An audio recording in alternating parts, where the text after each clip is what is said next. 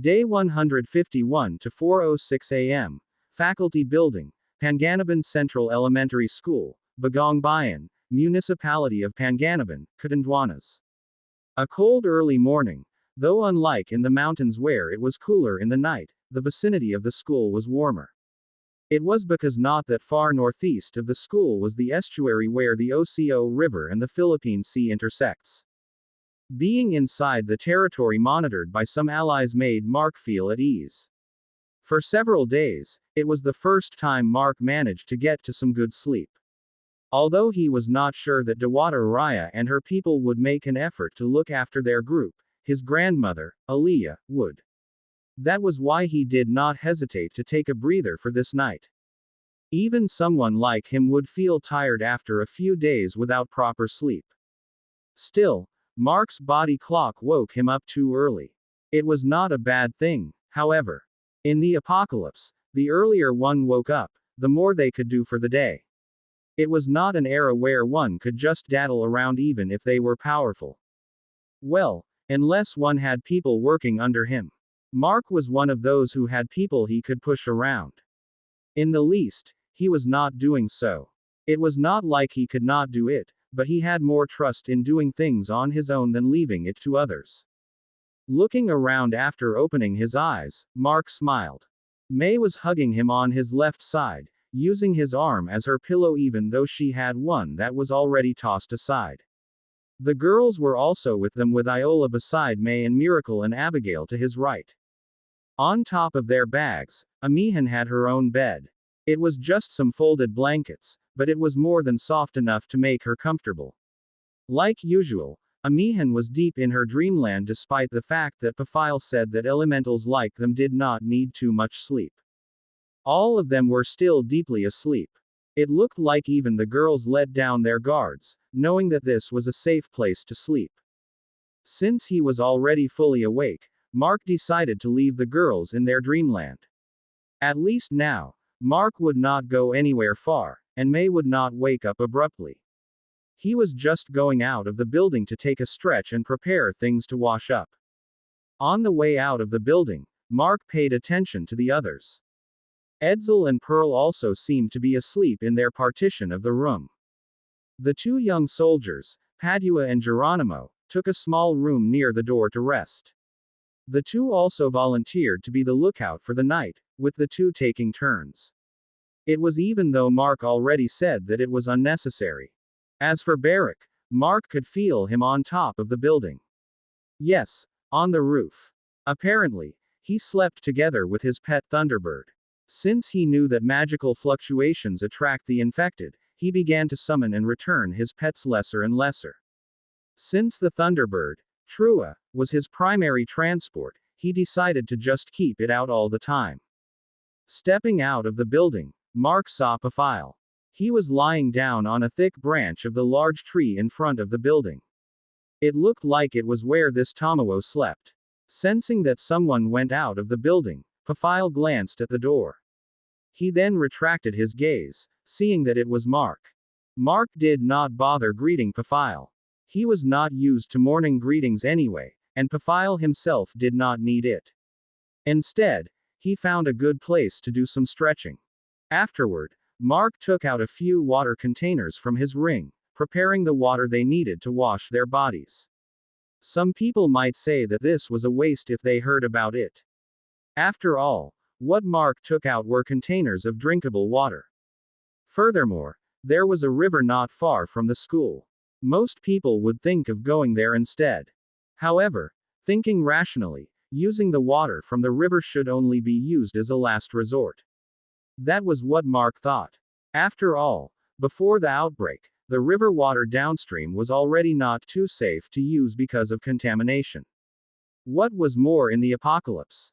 It was not even surprising to see a dead body of a human floating down the river at these times. If one wanted to use river water, find the source or, at least, be sure to get water upstream. Mark then washed first, wetting a small towel to scrub his body. It was cold but regulating his blood for a bit, he could not feel the cold anymore. It did not take long, and the surroundings began to brighten. The morning sunlight finally appeared on the horizon as the sun began to rise. Unfortunately, the sunrise could not be seen in their current location. But then, Mark noticed something. The sky began to brighten in every direction. Well, except in the southernmost direction. It was as if there was a storm brewing in that direction. This situation was strange since there was no irregular change in the temperature and humidity in the air to signal an incoming storm. However, instead of storm clouds, Mark felt that it was different. The scene made him remember the polluted sky in Manila. Unfortunately, it was too far for Mark to be able to take a good look. In any case, he decided to pay attention to the situation. If possible, he would go check it out after everyone woke up. So much for a rest day. Mark grumbled. He wanted to rest for today. And now, something strange popped up. However, as Mark thought that, he felt some energy fluctuations in front of him. Sensing such fluctuation several times already, Mark was already familiar with it. It was the energy fluctuations whenever the black children, the Yasa, used their abilities to travel. At first, Mark thought that his grandmother came early to spend time with them. But then, when the people appeared, Mark frowned. Aaliyah was here, but so were Dewata Araya and the leader of the Yasas, Darielio. It was strange for the two to appear here. Furthermore, they seemed to be in a bad mood. What happened? Mark asked as the three approached him. The demons in Bado showed signs of preparing to invade. Dewata Araya answered straight to the point. Mark frowned hearing that. He planned to eliminate those demons soon enough, but it seemed that they had some unexpected movements. Just how in the world did that happen? Mark asked and pointed at the darkened sky at the south. Does it have to do with that? Unfortunately, it is. Dewata Araya answered. The Dewata and the leader of Yasas then began to explain what happened yesterday. About the remnants of the rebels that disappeared from their outposts and the wreckage left at the road leading south. Tisk. Mark clicked his tongue. Those rebels are basically destroyed already, but they still caused trouble. It was totally unexpected for the rebels to do such a dumb move. It was not a secret that mysterious disappearances were happening in Bado and those idiots actually went there. So, they are going to move north, which is here, right? Mark inquired. That is right. After all, this place is directly north of the demon's territory. Darielio answered. It seemed that even this childish-looking man deemed this important that his childish voice was strained. The demons would not dare make a move against humans right now.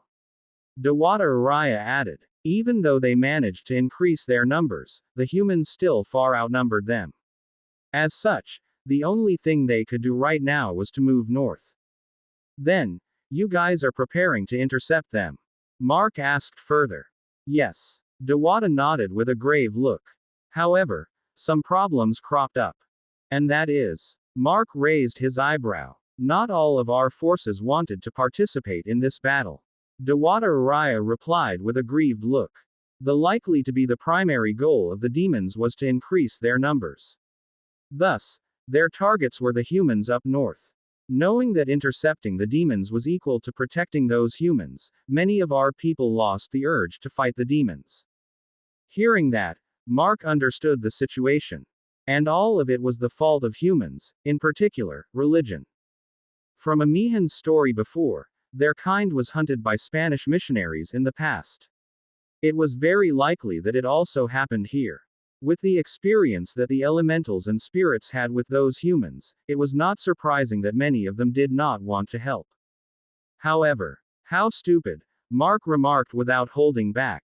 They did not want to participate in the battle because it would be protecting humans. Don't they understand that after the humans were done in, they would be the next ones to follow? Hearing that, Dewata Araya and Darielio fell silent. They understood the situation well, and even if many of their people did not want to help, these two would still be present in the front lines. That was how the hatred towards humans was also deep-seated among magical races. Can't you two force those that did not want to help in the battle? Mark asked. You two are leaders of the group, right? And to that question, Dewata Araya shook her head. Us Dewatas were born to represent freedom and justice. Forcing people is more or less denying our existence. Dewata Araya replied solemnly. The only thing we could do was try to convince them. We can't force anyone except for the judged. The judged. It was those that committed crimes under the jurisdiction of the Dewatas. Then, you two are here to ask my group to help, isn't it? Mark understood the situation. His frank question made Dewata Araya and Darielio quite awkward. Even Aaliyah, that was being silent since they arrived, smiled bitterly. By the looks of it, if Mark declined the two, Aaliyah would step forward to try and convince him. It was quite a sly trick for the two who claimed to be righteous. However, instead of telling them his answer, Mark asked another question. Then what will those idiots do? Who? Darielio asked back. Those that did not want to fight. Who else? Mark sighed in annoyance. They will be waiting inside my domain until the battle passed by. Dewata Araya answered Mark's question. So, they won't come out and just hug their knees waiting, is it? Mark mocked. The two leaders sighed. Luckily, Ordulk was no hero. That guy would end up getting riled up by Mark's words. After all, that guy was actually one of those that did not want to stand in front to protect humans. Mark then turned to the two with a serious look. How many individuals will fight with you two? About 300. Dewata Araya replied. Isn't that too little? Mark was at a loss for words. The majority of people in my domain are Yasas. By stature and magical abilities, they were lacking for battle and only a few dared to. Dewata Araya explained with Darielio nodding in agreement. How about the enemies? Mark asked again. However, the two fell silent as they could not give a concrete number. Any estimate? Mark changed the question. About 1,000 or two. Mark stared at Dewata Araya incredulously. It looked like they were going to fight a losing battle. The Dewata might be powerful. But if she was asking Mark for help, it meant that the enemies might have someone as powerful as her to tie her down. All right, I'll help, Mark said with a sigh. But with some conditions. What conditions? Dewata Araya asked warily. Don't worry, it's not anything bad, Mark replied. I'll tell you guys while preparing. Dewata Araya and Darielio frowned. However, as the people asking for help, they could not say a word at all. By the way, Mark turned back at the two. Since you two said that the demons were still preparing, when do you think are they going to attack? We don't really know. It could be tomorrow or the next day. Dewata Araya shook her head. However, there is one thing for sure. They will start moving at midnight when they were the most powerful. Day 151 to 5:21 p.m. Catanduanes Military Settlement, Barangay Codon, Municipality of San Andres, Catanduanes. After the arrival of the refugees and the difference in treatment the military gave them, things were quite restless for the soldiers. Because of this, there was only one way to make the noisiest people quiet. It was to reveal that the treatment of these people was vouched by someone. Sure enough, it made the people quieter about the situation. People being vouched was not a new thing in this settlement. As long as there was someone with high stature paying for better treatment of people, anyone could have the privilege. Of course, having someone in position back you up was not an easy matter. Connections and luck were also required, in which both were hard to acquire. If one was a mutator and was recruited by the military or the politicians, they could get better treatment. Well, it was not easy to become a mutator, anyway. The people relying on the rations of the military and were still living in their shabby tents could only feel jealous of the newcomers. It made them wonder who was the mysterious person that vouched for all these people. Unfortunately, while the problem about the refugees just started to die down, another problem cropped up. Well, not just one but two. First was the dark clouds in the southeast of the island. The situation could not be seen in the settlement. However, they knew of it since the ominous scene was witnessed by the soldiers in the outpost in Santo Domingo. As such, the reports immediately reached the ears of General Padilla. The second problem. 7 aircraft of unidentified origin landed on the west beach of Kodan. The aircraft that landed all seemed to be American models of modern helicopters. However, there were distinct differences in appearance which made the situation too dubious. Furthermore, it was unlikely for their government to have such kinds of military vehicles. At this moment, General Padilla stood at the entrance of the forest facing the west beach. Around him were his soldiers, ready to attack if needed. Because of a lot of things happening on the island, their response was quicker this time. The soldiers managed to make a secure perimeter before the suspicious aircraft arrived. Got visuals, Andrew? General Padilla asked Andrew using his radio. Andrew, who had the best eyesight here, was not positioned in a hidden area with his sniper rifle. Not yet, General, Andrew replied. No one is alighting the vehicles yet. The windows on the vehicles were also strangely tinted. Quote. TCH. General Padilla clicked his tongue. Why are we getting all these troubles at the same time? Then, the soldiers stiffened. Finally, the door of one aircraft opened. It was the centermost aircraft and the one that looked like a V-22 Osprey from America. However, instead of 3 tiltrotors, it had 4 instead. It looked like an Osprey turned into a giant drone. The person that came out seemed to be a woman past her 50s. She wore a traditional dress, even though it was something not fit to wear in the apocalypse. Her hair was tied up into a large bun, and a rich air emanated from her. Hold fire. General Padilla immediately called out. There was no way that he would suddenly order his soldier to attack. After all, he recognized that woman. What the hell are they doing here? General Padilla said with a frown as he signaled his entourage and a few soldiers to follow him forward. The woman waited for more people to come out of the aircraft and did the same as the general. Soon, the two groups met in the middle of 2 camps. Good afternoon, General Padilla. The woman greeted, offering the general a handshake. General Padilla met the woman's eye straight and accepted the handshake. It is a surprise to see you here, Mrs. Marcos. Melda Marcos. She was one of the former presidential first ladies in Philippine history. Furthermore, she was one of the most controversial women in politics. Well, not only her but her whole family. Behind her were her family members, including the 2 senators, Erdan and Maria Josefa. The Marcoses, being one of the richest families in the Philippines, there were tons of controversies around them.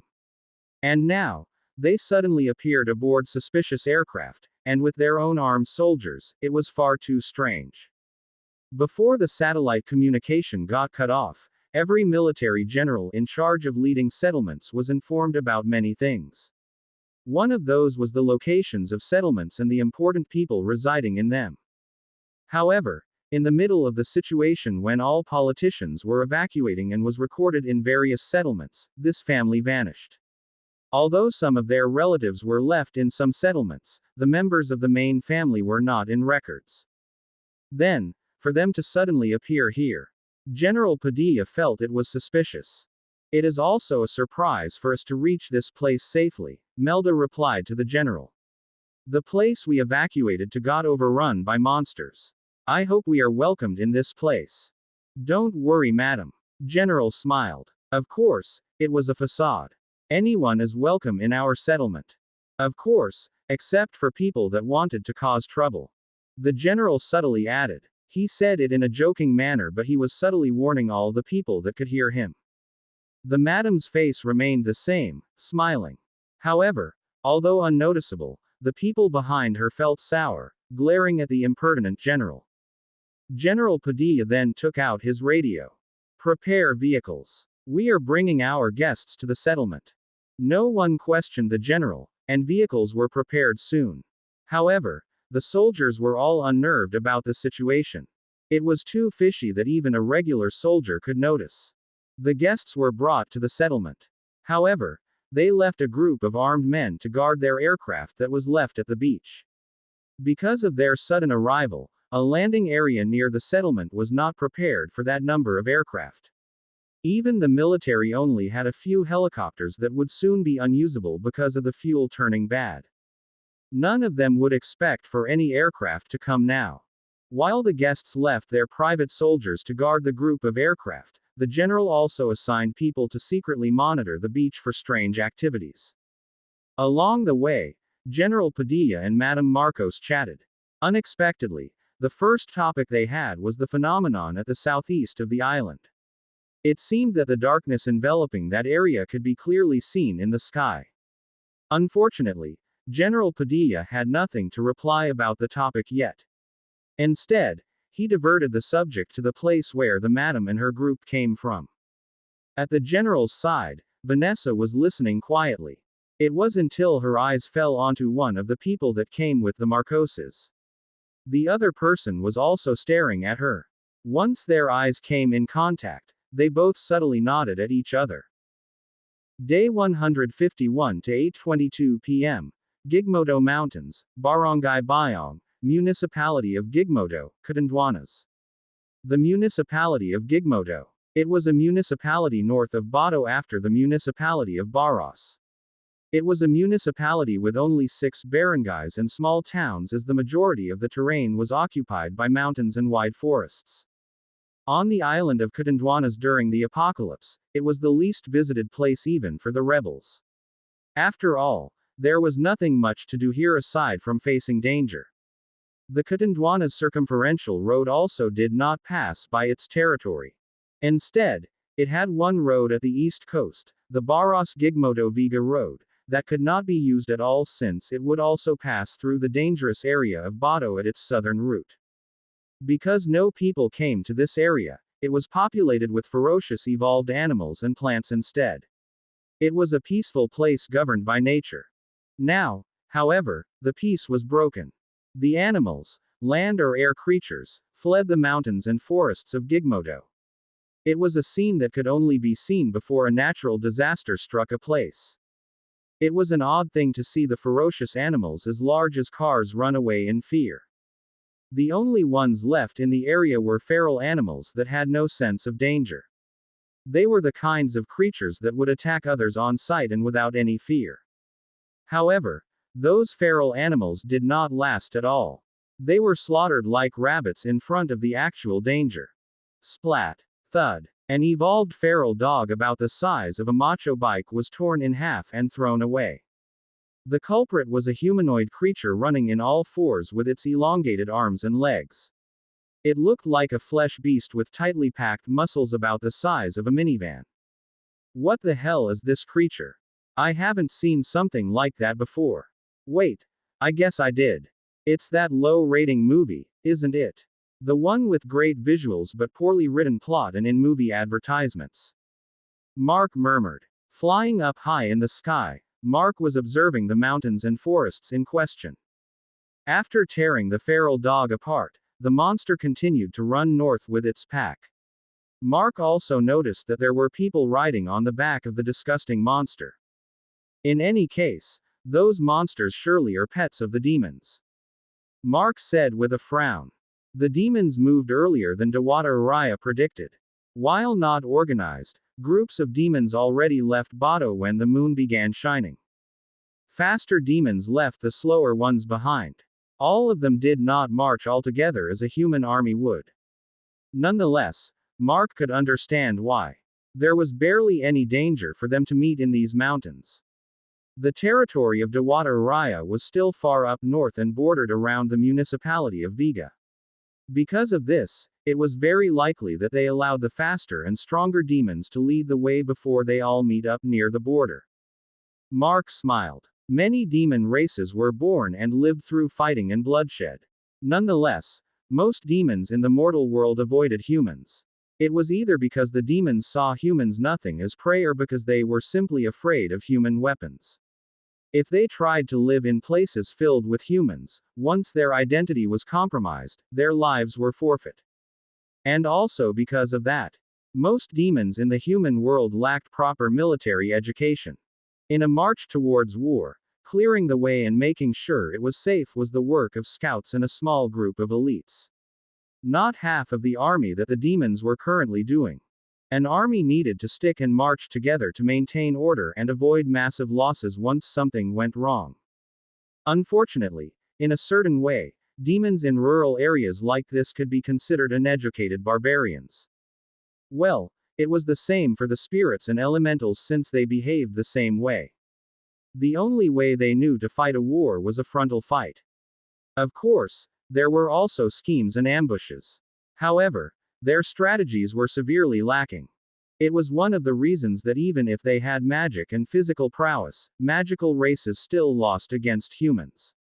Well, Mark was now in glee. The demons moved earlier than expected. However, it did not mean that Mark's camp could not do the same. Mark moved around, observing the positions, speed, and even strength of the demons for a few more minutes. As silently he flew in the sky, Mark silently took out his radio. Go. It was just a single word with 2 letters. However, it was the start of a nightmare for the demons.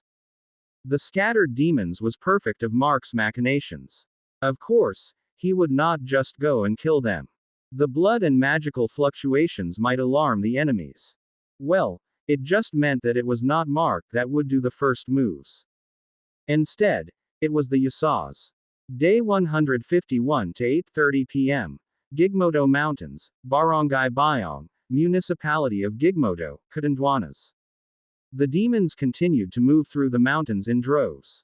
The more Mark observed, the more he understood what was going on with the demons. They were not only unorganized. What caused these utterly scattered groups of demons was the more powerful ones wanting to be the first to the front lines. It was not surprising for races that loved the scene of bloodshed. Nonetheless, the more they scattered around the mountain, the more things went in Mark's favor. Since Mark already sent the go signal, the creatures he took under his command began to make their moves. It was one of the conditions Mark told Dewata Raya after agreeing to help. He took some of the Dewata's people to take under his command. Mainly, the Yasas, which were deemed to be harmless and useless in battle. Yasas were not elementals and not exactly a spirit race. They were creatures of the night and were known to be among the minions of Aswangs. However, they were not exactly demons either. They were unlike the other demon races that could kill enemies, especially humans, without remorse. The Yasas were the opposite. The worst that they could do was play harmless pranks on people. They were never known to harm humans unlike other minions of the Aswang. That was why when a portion of the Yasas in the island decided to join Dewata Araya's side several decades ago, the Dewata did not hesitate to accept them. Being accepted into the Dewata's sanctuary, they did not let her down and they soon managed to get a concrete position among the spirits and elementals. Their origins were unknown and no one knew about the past of Yasas. Nonetheless, they were prominent creatures in Bicolano folklore. It was not a secret that the demons also had Yasas in their camp. But, of course, they were treated as the lowest of the low. They were never included in battles and served as lackeys and servants for the more powerful demons. Unfortunately for these demons, the Yasas they belittled would be the tide turners here. Mark closed his eyes, putting his entire concentration on the terrain below. Soon, a large portion of the mountain was already monitored by him. Huak! Suddenly, a muffled cry echoed from a demon. However, not only that the demon's cry was not heard by others, his presence vanished afterward. Mark smiled. The ambush was starting. The Yasas were not really built to fight. They might have claws on their fingers, but their childish bodies brought them a great disadvantage in almost every aspect. The only thing that they had over others was their ability to travel fast. Actually, saying that it was some kind of fast travel was an understatement. It was not wrong to say that they were capable of distorting space, allowing themselves and some people with them to move in fast paces despite appearing to be traveling at normal speeds. Today, instead of resting, Mark experimented instead. He took some Yasas as volunteers to test this unique ability of theirs. Unexpectedly, this fast travel ability had some limitations. 1. They could only travel in a straight line while using it. The only way they could turn was to stop the ability and use it again after facing the right direction. Next, They could only allow people to be included in this ability if they were moving in the same direction as Yusas were. Mark remembered when he first met Dewata Raya and her people. Surely, they only moved straight, and Mark and Shaflar followed behind the Dewata Raya and the Yusas at that time. It also made Mark remember his mother's story about encountering the Yusas while going home from the church. According to what his mother said, she was walking along with the black children while they were talking. It meant that she was likely to be moving in the same direction as the Yusas and got caught in their ability. With that as a clue, Mark found out something unexpected. He remembered that his unconscious brother was brought with them at that time. He was included in the ability while being carried along. Normally, one would just pass that by as a normal mechanic. But then, thinking about it, Mark's brother was being carried in the same direction as the Yusas using their ability. There, Mark tried something. Mark tried to jump backward and told the volunteer Yusas to activate their ability in the same direction that he was moving. As a result, Mark got dragged in and was moved along with the Yusas. Mark's landing at that time was unsightly as he lost balance due to sudden movement. However, Mark could only smile as it was the key to utilizing the Yusas in battle. And now, the same tactic was being used by the Yusas as Mark taught them.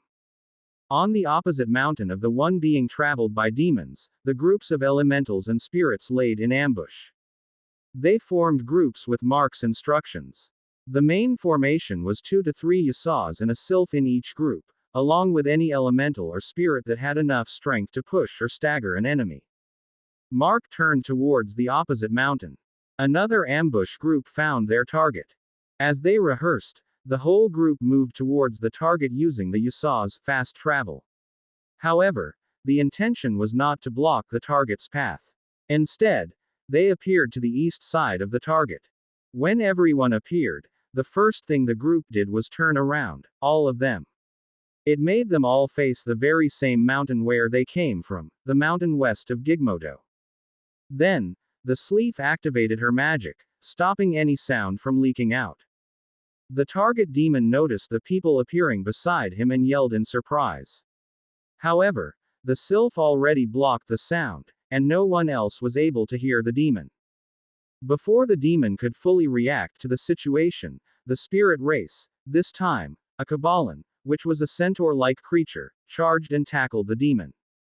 Unable to react, the demon was flung away.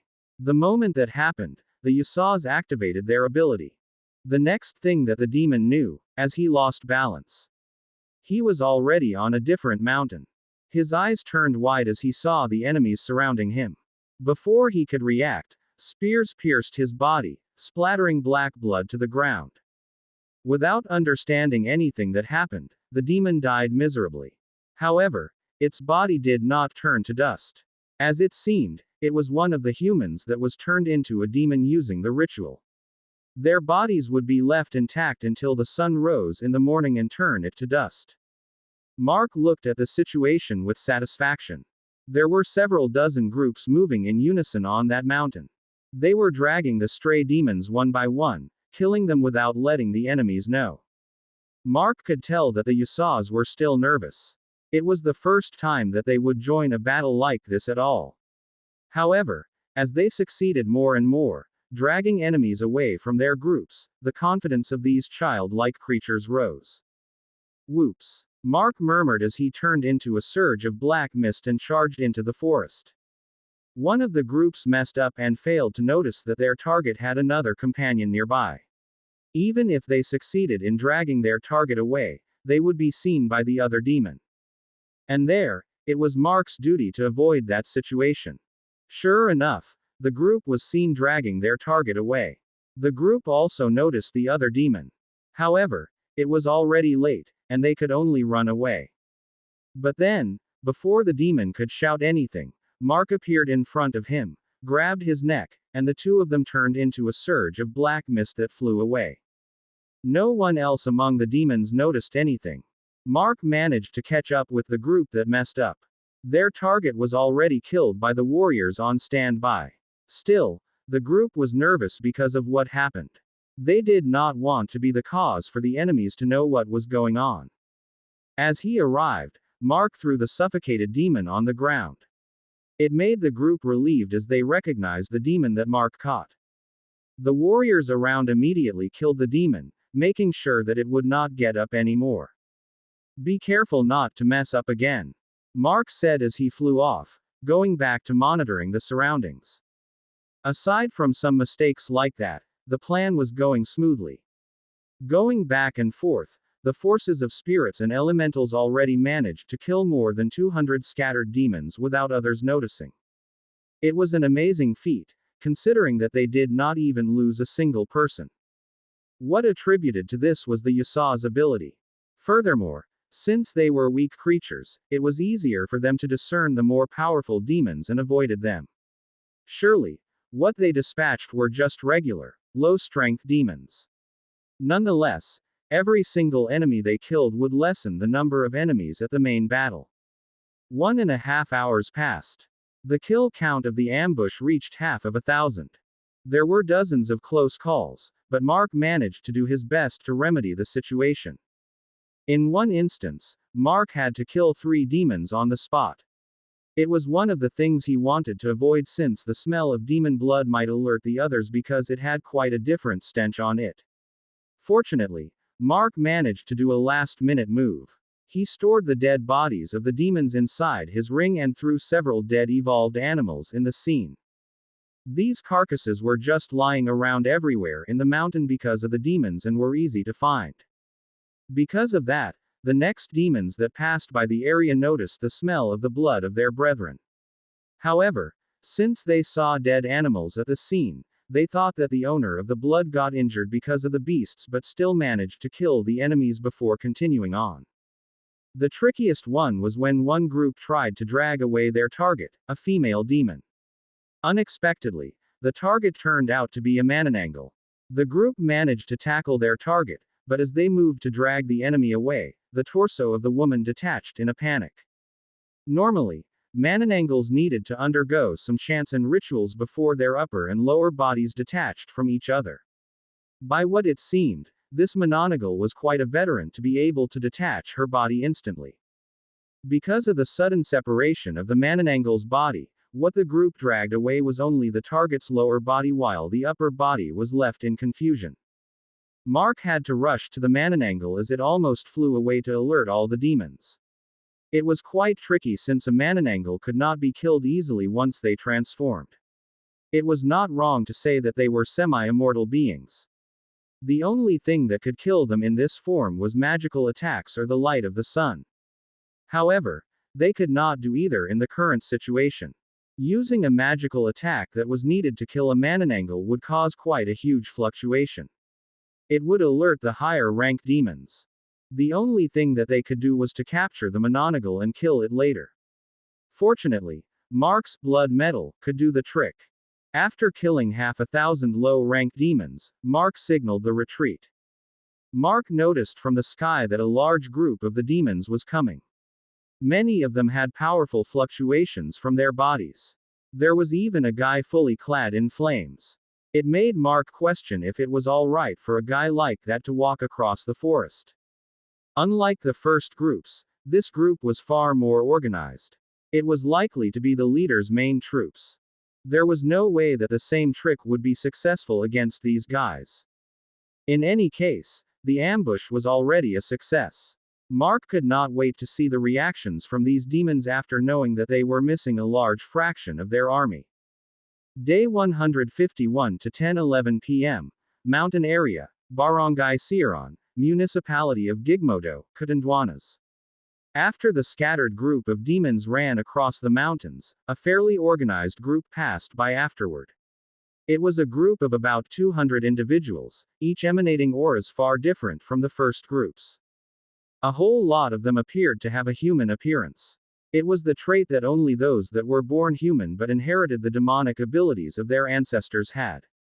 It was unlike the failed feral demons and even lesser demons. These descendants were reborn as demons through inheritance. They were not forced to become demons using a ritual. It was also the very reason why they had higher intelligence compared to lesser demons, that were close to beasts in behavior. At the center of the group was the leader of the demons on this island, Lord Cease. He was riding on a black stallion with red glowing eyes. It was obvious that this horse was not ordinary but a transformed Aswang. It was unexpected, however, as these demons were never seen to take a form like this. In rural legends, literature, and folklore, Aswangs were only seen to take forms of boars, dogs, and carabaos. All of which were extraordinarily large with black skin and red glowing eyes. That was why it was unusual that an Aswang that took the form of a horse. Nonetheless, while it seemed that it was strange that an Aswang would allow anyone to ride it, it was likely to be an honor for them to be the mount of their leader. Walking beside the horse, there was the mist demon, Mugur. The two were surrounded by a variety of creatures. The one that stuck out the most was an old woman with a beggar-like appearance. Furthermore, she was one of the few that was riding on a mount.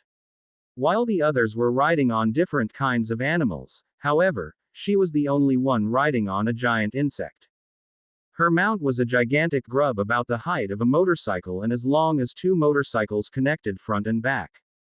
In every way, she looked strange among the group. Furthermore, while the others were riding on transformed Aswangs, she was the only one riding on an evolved insect. Yes, the larva of a beetle she was riding was not a demon. It was a tamed insect. That insect, however, proved what this old woman was. She was not a demon, either, but someone deeply associated with their kind. Furthermore, from all the known creatures associated with demons, there was only one prominent figure capable of taming bugs. A Mambabarong, that was what this woman was. Nonetheless, it was strange that she was appearing here. Mambabarangs were known for their sinister curses that could bring forth disgusting effects on their victims. Because their curses needed to be done with preparations and a ritual, it was unexpected that she would appear in the front lines where there was no chance of doing it. And yet, she was here. The group of demons traveled across the mountains at their own pace. They all look forward to the anticipated war with the spirit and elemental races that inhabit this very same island. Along the way, they passed by dead bodies of evolved animals. The scent of blood began to make them feel the blood rush. But then, they came across a scene with several dead animals and the smell of the blood of their brethren. It seemed like some of our brethren got injured. The mist demon, Mugur, voiced out beside their lord. Is it really fine to let them clear the way? Kakeke, you are being a worrywart, aren't you, Mugur? The old Mambabarong chuckled. I am not, you old hag. Mugur retorted with a frown. It is just anything that could happen while they were all out of our supervision. That is what you call being a worrywart. Cuckoo. The Mambabarong ridiculed Mugur. Of course, the latter was infuriated. Mugur, Legra. You two want to go back? Lord Cease spoke without looking at the two. Legra. You stop trying to start a fight with Mugur at every possible occasion. I told you that several times already. And you, Mugur. You don't have to babysit everyone.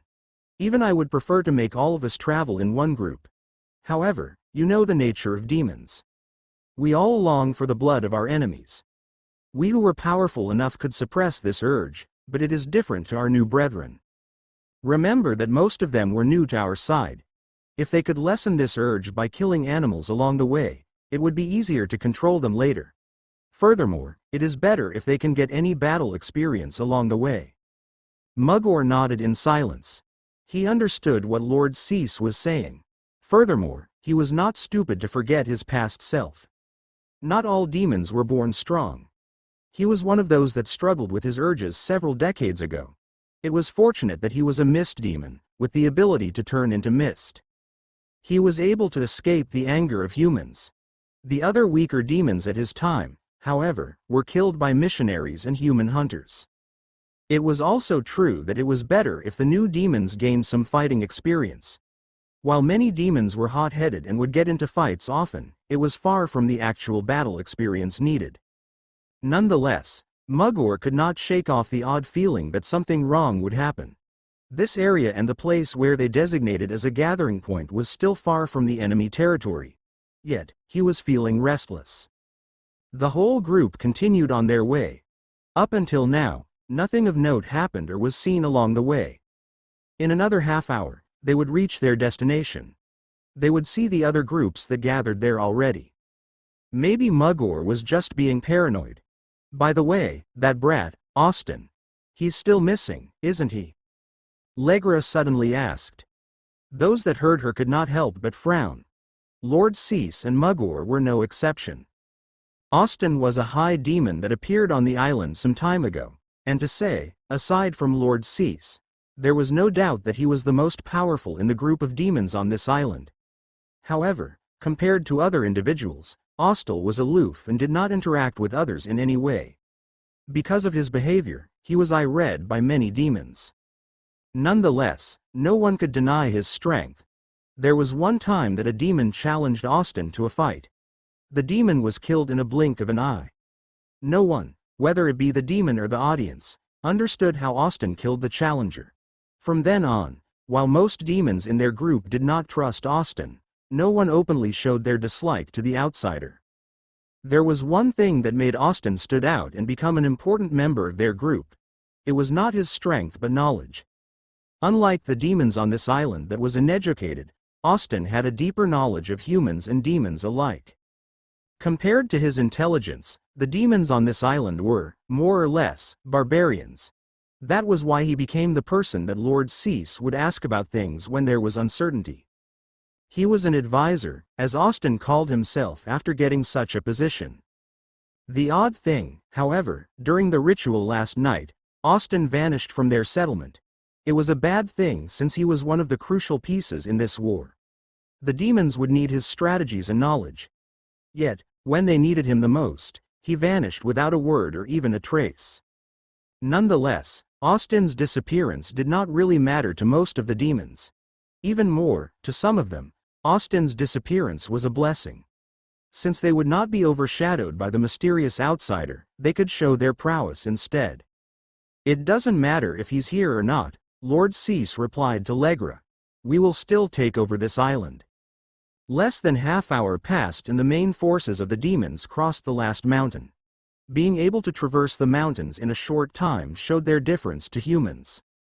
Finally, Lord Cease and his group reached the area where everyone was supposed to gather. It was a secluded farming village in the middle of the mountains in Vega.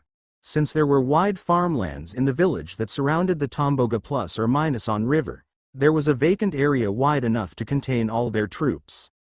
But then, everyone was overcome with confusion. The demons that were already waiting in the area, eating the flesh of the dead evolved animals, turned towards the main group with eyes filled with incredulity. On the other hand, Lord Cease and his entourage had the same expression. There was no need to count. It was clear that a large portion of the demons that went ahead was missing. At the arrival of their leader, the demons left everything they were doing and gathered in groups, kneeling before Lord Cease. That gesture, however, did not make Lord Cease feel any better. Where are the others? Did they go somewhere else? Lord Cease asked a higher-ranked demon from the first group. It was the leader of the riders of those flesh beasts. My lord. Forgive me. I had no idea. The group leader of the riders replied nervously. We arrived here first to clear the place of any danger. Then, we just stayed put waiting for the others to arrive.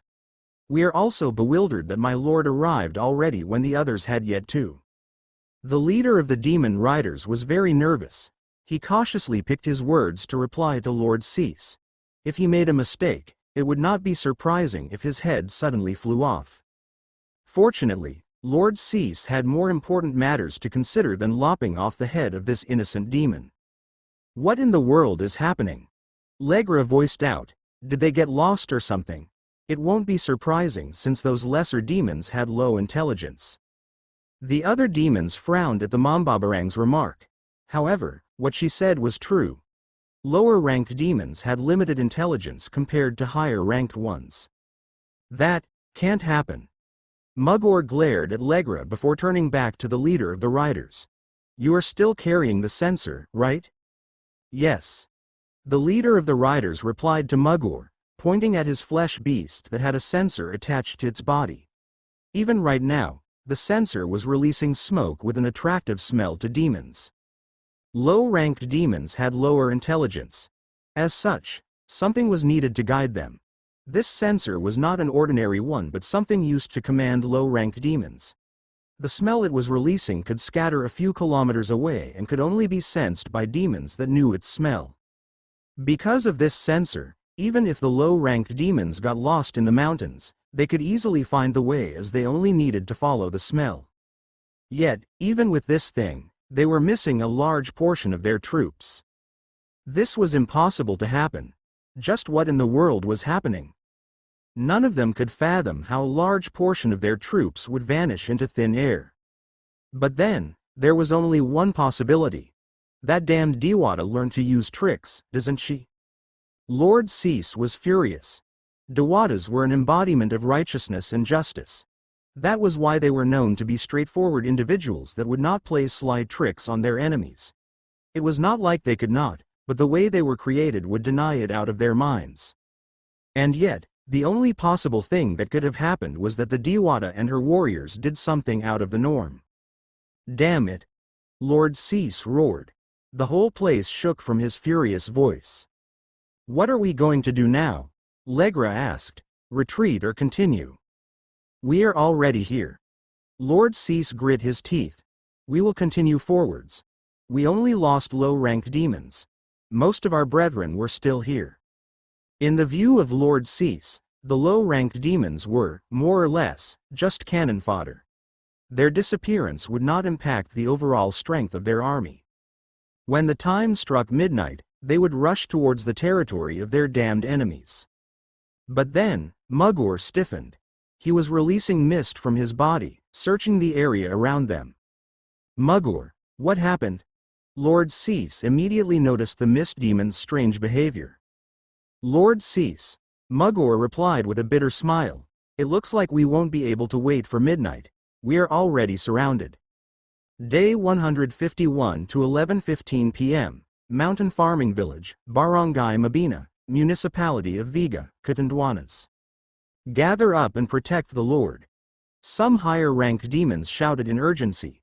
It was not only because they heard Mugor, but they also began to feel the presence of living beings in the forests surrounding them. It was strange. These demons all arrived here and did not detect anyone. Many of them had a keen sense of smell. Although they would not be able to instantly detect their enemies, they would be able to smell them to some extent. Odors linger around longer and would stronger while the source stayed in place. There was no way that the demons would not smell anything if there were enemies hiding in the surroundings. And yet, none of them detected anything until the last minute. Did the elementals and spirits learn a way to conceal their presence? That was impossible. Even nature spirits that could meld into their surroundings would leave traces for the keen-eyed. It was impossible that different races of spirits and elementals would suddenly have the very same ability to hide. Mugor and Lord Cease looked at each other. They thought differently from the majority. Why? It was because even the path that they just passed through had presences of enemies in hiding. Those enemies were definitely not there when they passed by. Rather than hiding in ambush, it was more like the enemies suddenly appeared out of nowhere. Due to the immediate response, the demons succeeded in gathering around their precious leader. They looked unorganized, but they, at least, tried their best to make a perfect circle around Lord Cease. At the center of it all, Lord Cease smiled. He was not fazed by the situation at all. Instead, he felt thrilled. To be surrounded by enemies like this was the first for him. Nonetheless, he knew that aside from being surrounded, the side of the demons was in a disadvantageous position. After all, even if the spirits and elementals surrounded the demons still had the greater number. It would be easy for them to break through the encirclement just through brute force. The eyes of Lord Cease were glowing red. His excitement was intensifying his aura. "Iraya, you bitch!" Lord Cease roared with a laugh. "I never thought that someone like you would stoop low and learn to do these kinds of petty tricks." The shout of the Lord of Demons came with a surge of his aura. The air was shaking. and the leaves of plants and trees a few hundred meters around him swayed violently. Surprisingly, even the demons under Lord Cease shivered in fear from his voice. What was odd, however, was the intense hatred that he had when he called the Dewata's name without any shred of respect. Was this battle only because of the circumstances and millenniums of antagonistic relations between the magical races? At Lord Cease' call, a woman walked out of the forest on the west side of the clearing. It was nighttime, and the only light was coming from the full moon. Yet, everyone could clearly see her beautiful appearance despite the darkness of the surroundings. "It's been a while, isn't it, Argrelius? But I didn't think that I would hear that kind of complaint from one of the demon race that was known for such so-called petty tricks." Dewata Araya spoke, looking straight at the Lord of the Demons. Even though the Dewata was speaking from afar, everyone could clearly hear her voice, echoing like a goddess. However, like the Lord of the Demons, Dewata Araya had a strange behavior. She was speaking calmly to the enemy, yet, there was a subtle feeling of regret hidden in her voice. "Don't call me with that name, you worthless woman," Lord Cease replied, glaring hard at the Dewata. Asterisk asterisk asterisk. At the roof of a house in the nearby village, several people sat, watching the situation. It was no other than Mark's group, including Mark himself. They were currently within some kind of barrier, preventing the demons from detecting them even when they were nearby. This barrier was created by Barak, who drew a magic circle inside the house. And as for why, it was nothing else but to watch the show as close as possible. Padua and Geronimo were both shocked and excited by what they were seeing. Although they already saw Mark's ancestor and even Barak's magical creatures, the impact of those was far different from seeing 2,000 mixed races of demons gathered together. Never in their life did they expect to enter this hidden side of the world. Edsel and Pearl sat together with Pephile near them. Although the two teenagers had seen a lot already, it was the first time they would actually see a war between good and evil. As for Pephile, he was not that interested. His life as a Tamawo was filled with life and death battles. This kind of thing was not new to him. Barak also sat at the side. He was looking forward to the battle. However, rather than the people involved, Barak was more interested in the demonic animals that the demons had brought with them. It was clear that Barak would get the opportunity to catch one or two if some managed to survive tonight's battle. Lastly, Mark and the girls. They sat together with a camera set ready. It looked like Mark prepared to record this situation. Actually, the girls wanted to join this battle and not just watch at the sidelines. After all, Mark was going to the battlefield soon. Unfortunately, Mark declined them for now. Only May and Amihan would be allowed to participate in this event with him. Well, there was also Crimson and Ignis, but that was already obvious. The scale of this battle was far different from the battles they previously had. The enemies were not humans, and definitely not the infected. The enemies were demons. It would be dangerous for the girls to face the uncanny magic of the demons with their current strength. Because of this, Mark decided to give the girls some upgrades when they return home. Of course, it would be hard to say if he would be giving the children new mutator abilities considering the painful experience they needed to go through. Maybe, he would give them some upgrades in other aspects like equipment. Those two had some history, didn't they? While Mark was thinking, the silent Pephile spoke. The others could not help but nod. Even those with no ability to read minds and emotions would be able to pick things up from how Dewata Araya and the Lord of Demons spoke to each other. Maybe, they're lovers. Padua chimed in, making the others look at him. Sure enough, what he had said was incredulous considering the behavior of the two people in question. Ignoring Padua, May spoke to Mark. "Gerger, aren't we going to join them?" "Yeah, Master." Amihan agreed while lying down atop Mark's head. "They're going to start soon." "We're joining them, but not immediately," Mark replied to the two. "We're more or less the trump cards of Dewata Araya. It won't do us good if we joined at the start when the enemies probably had their hidden cards too. In the first place, Dewata Araya did not ask Mark's help to be their proxy in this battle. Her pride as a powerful being did not allow her to request such a disgraceful thing to Mark. Moreover, This battle was supposed to be faced by the Dewata and her people. It was their duty that they could not pass on to others. It was even if they were on the losing side. That thought made Mark give this Dewata some respect. She had her own pride and dignity. While Dewata Araya asked for help, she was not like some useless role-playing game non-player character that would let the player do the quest all on his own. In fact, Dewata Araya asked Mark to only join in if there was no hope for them to win. And that was why Mark gave them some suggestions that would help turn the tide of the battle among his conditions in accepting Dewata Araya's request for help. ****. I don't know how you learned or how you did it. You managed to reduce our numbers and even surround us. Lord Cease smiled with ridicule. But spirits aren't born every day. Do you really think that your numbers would be enough to trap us here? This is the end for you and your weak subordinates. That was right. Dewata Araya's side severely lacked numbers. In the first place, they only had 300 warriors, and the demons still had more than 1,500 people at most. Maybe, they had even more hiding somewhere. Compared to demons, spirits and elementals were not born just because they wanted to. While some of spirit races had the ability to procreate, it did not mean that they would have their offspring just because they could do so. It was unlike demons that could turn weaker races like humans to their side using rituals and sacrifices. While a person's compatibility was still a deciding factor, it was not as strict compared to the conditions of turning a human into a spirit. A human turning into an elemental was even rarer considering that it could only happen as a course of nature. That was one of the reasons why, compared to humans and demons, spirits and elementals were far fewer.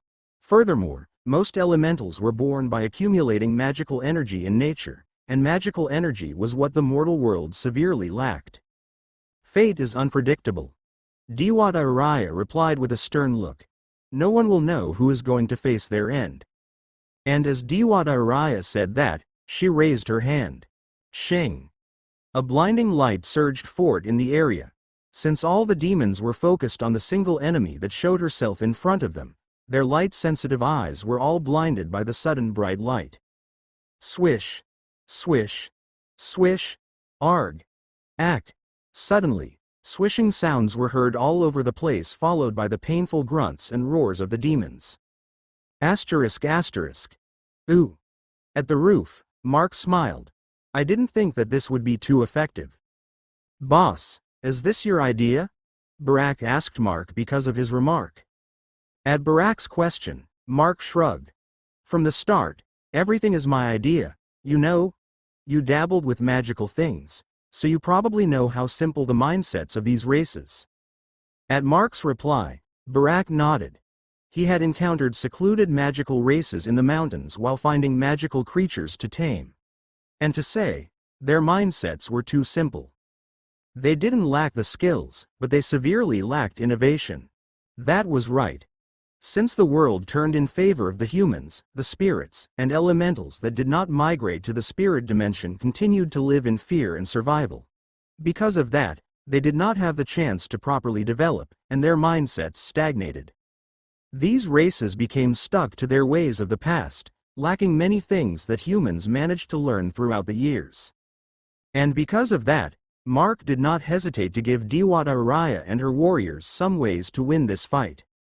First was utilizing the abilities of the Yasas as they did before. The Yasas were just rough gems waiting to be polished. They were not weak as others deemed them to be. The second was this encirclement. Initially, Dewata Araya and her warriors wanted to stay inside their territory and fight a defensive battle. However, by then, it would be the witching hour and the demons would already be empowered by its effects. It would be a bad situation, especially with the spirits and elementals having a wall behind their backs. That was why Mark convinced them and even utilized the Yasas once more to form a sudden encirclement that no one would expect. Next was Dewata Araya showing herself. Even if the Lord of the Demons did not call for her, she would come out. Mark told her to do so. At first, the warriors around her insisted that this was dangerous. However, once Mark said that it would lessen the possible deaths of their people, she immediately agreed.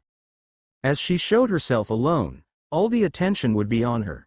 That was when she would use the opportunity to release a blinding light in the middle of the night to steal the enemy's vision for a period of time. And then, that would be the time when the rain of arrows would strike the enemies.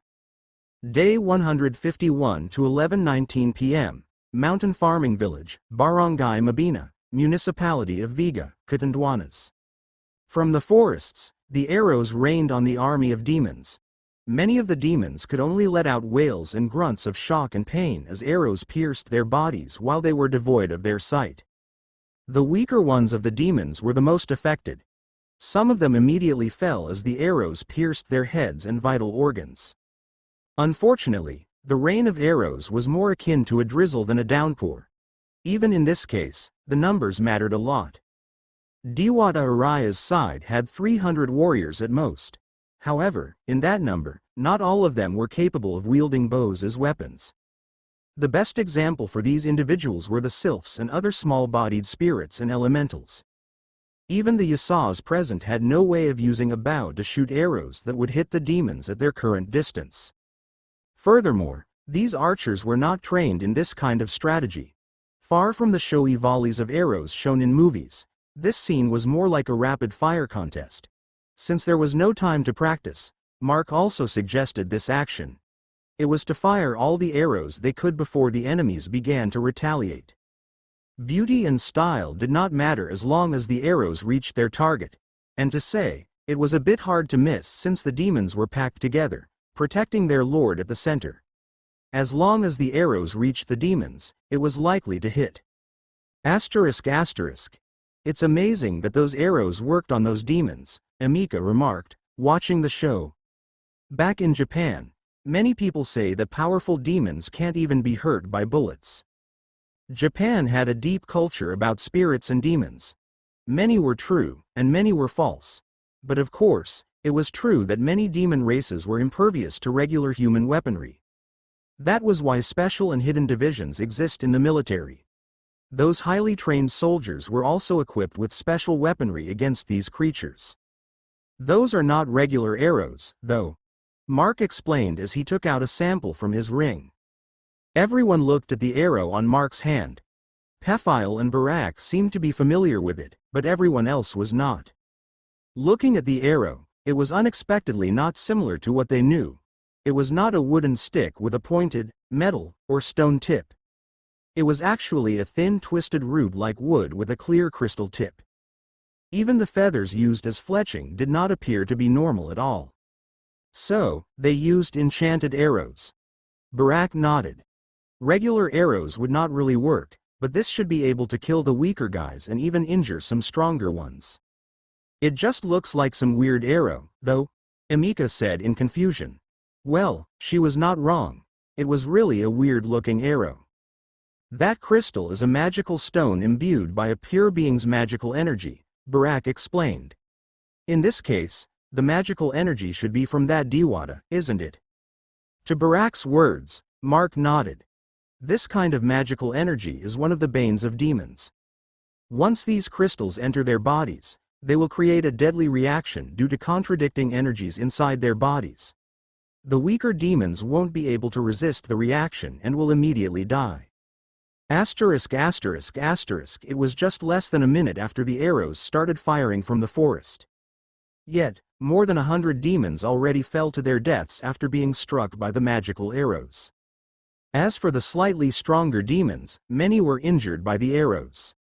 The only difference was the main group of demons that arrived last. They were beings with strong bodies. This kind of attack would not kill them.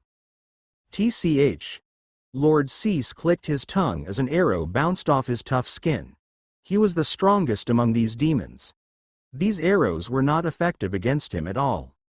Even so, Lord Cease was infuriated. IRAYA. Lord Cease roared on top of his lungs.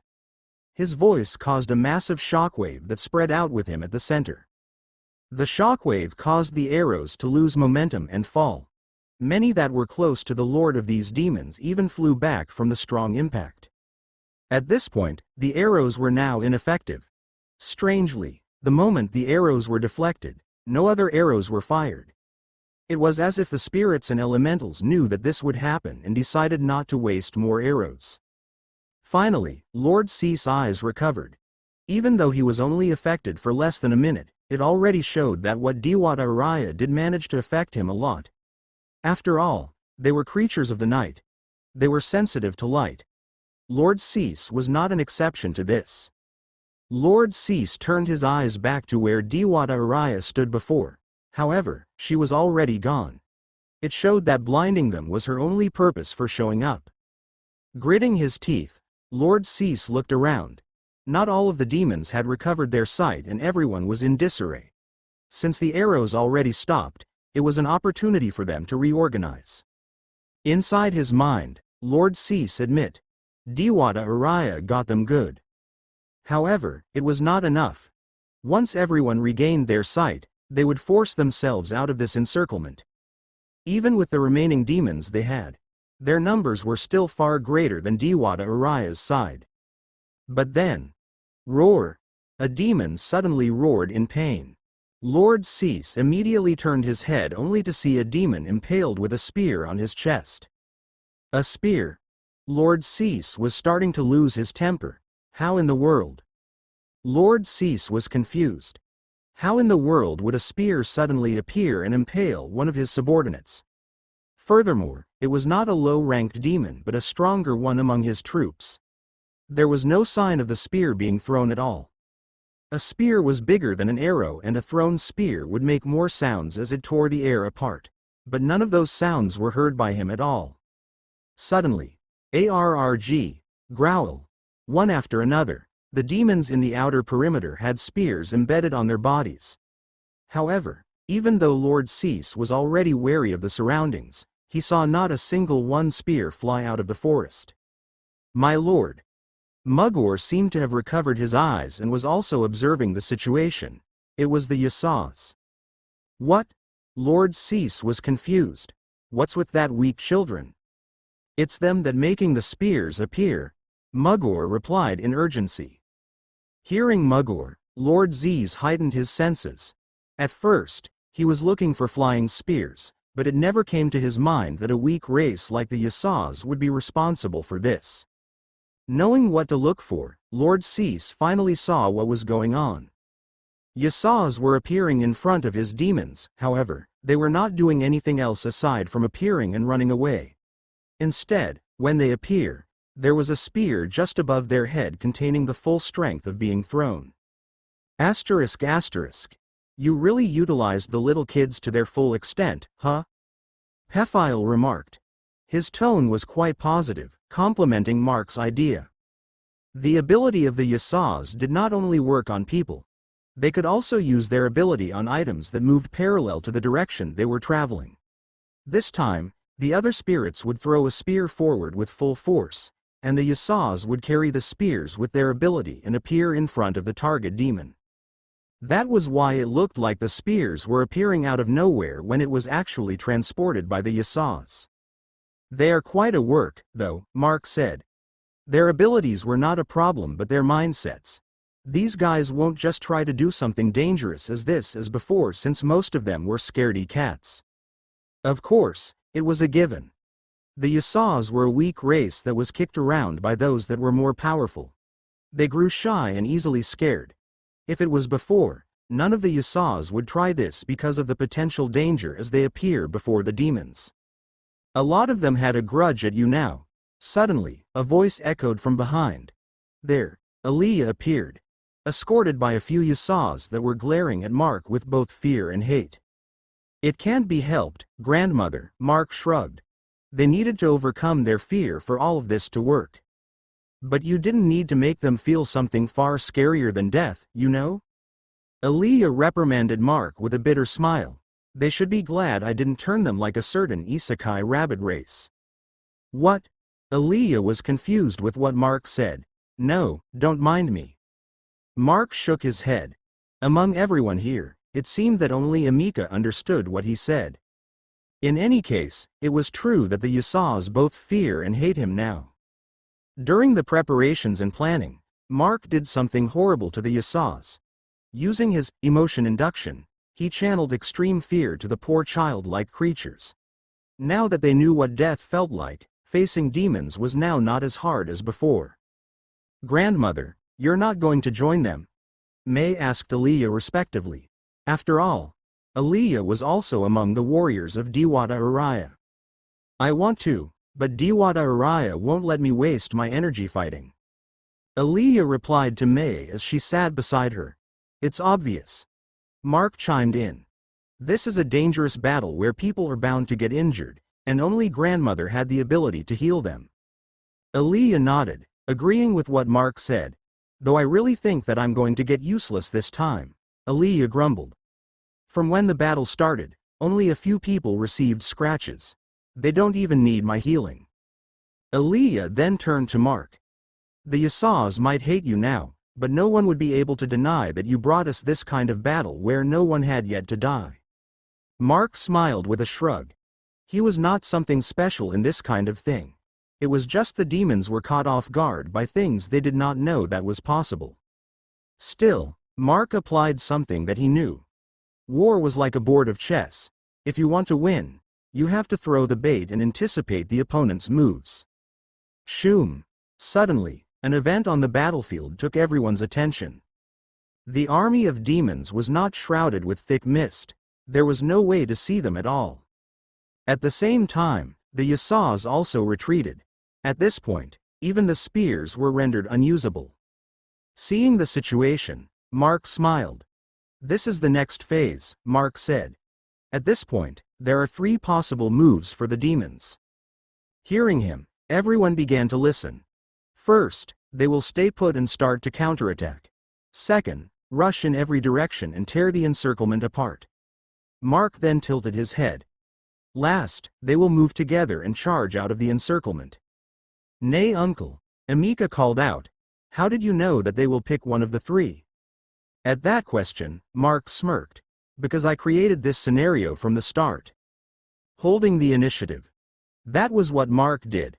Because if he had the initiative, it became easier to predict the movements of the enemies. And if it was hard to predict their movements, then make a scenario that would make it predictable. "Then what are the demons going to do now?" Padua chimed into the conversation. And to everyone's surprise, Mark replied, "The second one." "Huh?" Padua was confused. "Isn't it better if they chose the third? They would have a better advantage after getting out of the encirclement. If they did, no one would be able to stop them." "That is also what I thought before." Mark shrugged. "But when I saw their leader, I know.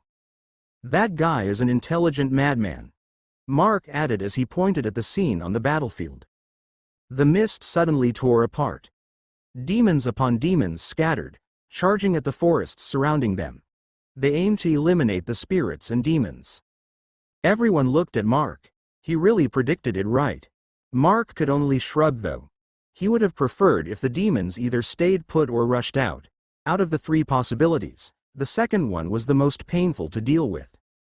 After all, even if they were surrounded, the demons still had their advantage. It was their numbers. There was no way that the spirits and elementals in the surroundings would be able to eliminate all the demons before they reached their positions. At this point, Mark stood up. "Gerger, are we going now?" May asked, following Mark. Emihan also left Mark's head and flew beside him. "Yep." Mark nodded. "We can't just watch anymore since aside from that Lord guy, there are 3 other troublesome guys." That was right. There were a lot of strong demons among Lord Cease group.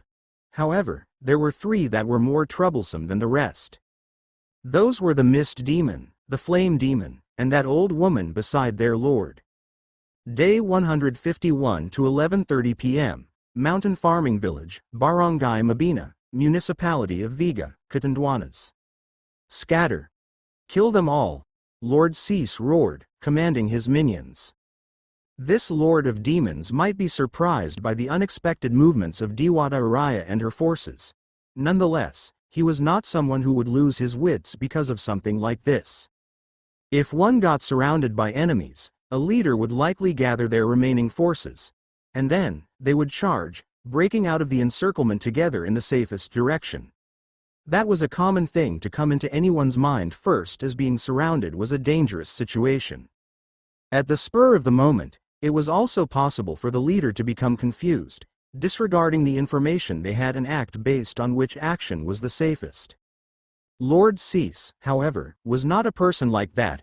From the start, Lord Cease never forgot. The enemy's numbers were far lesser than they were.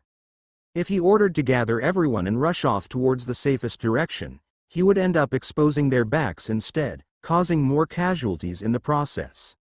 The most suitable approach was to attack the enemies surrounding them instead. It was not the safest approach. Charging towards the enemies would likely cause more casualties. But who cares? Lord Cease did not mind if many of his minions die. They could be replaced once the obstacles led by Dewata Araya were eliminated. When these pests were dead, the humans up north would not be able to stand the demons' onslaught. After the humans up north were the ones in the south. Soon, this island would be theirs. With the command of their lord, the demons scattered like rabid beasts that found their prey.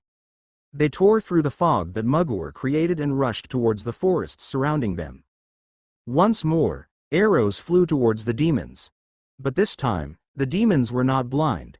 They could see it coming, and many of them were fast enough to avoid many of the attacks coming towards them. As expected, some of the demons were hit by the arrows and died.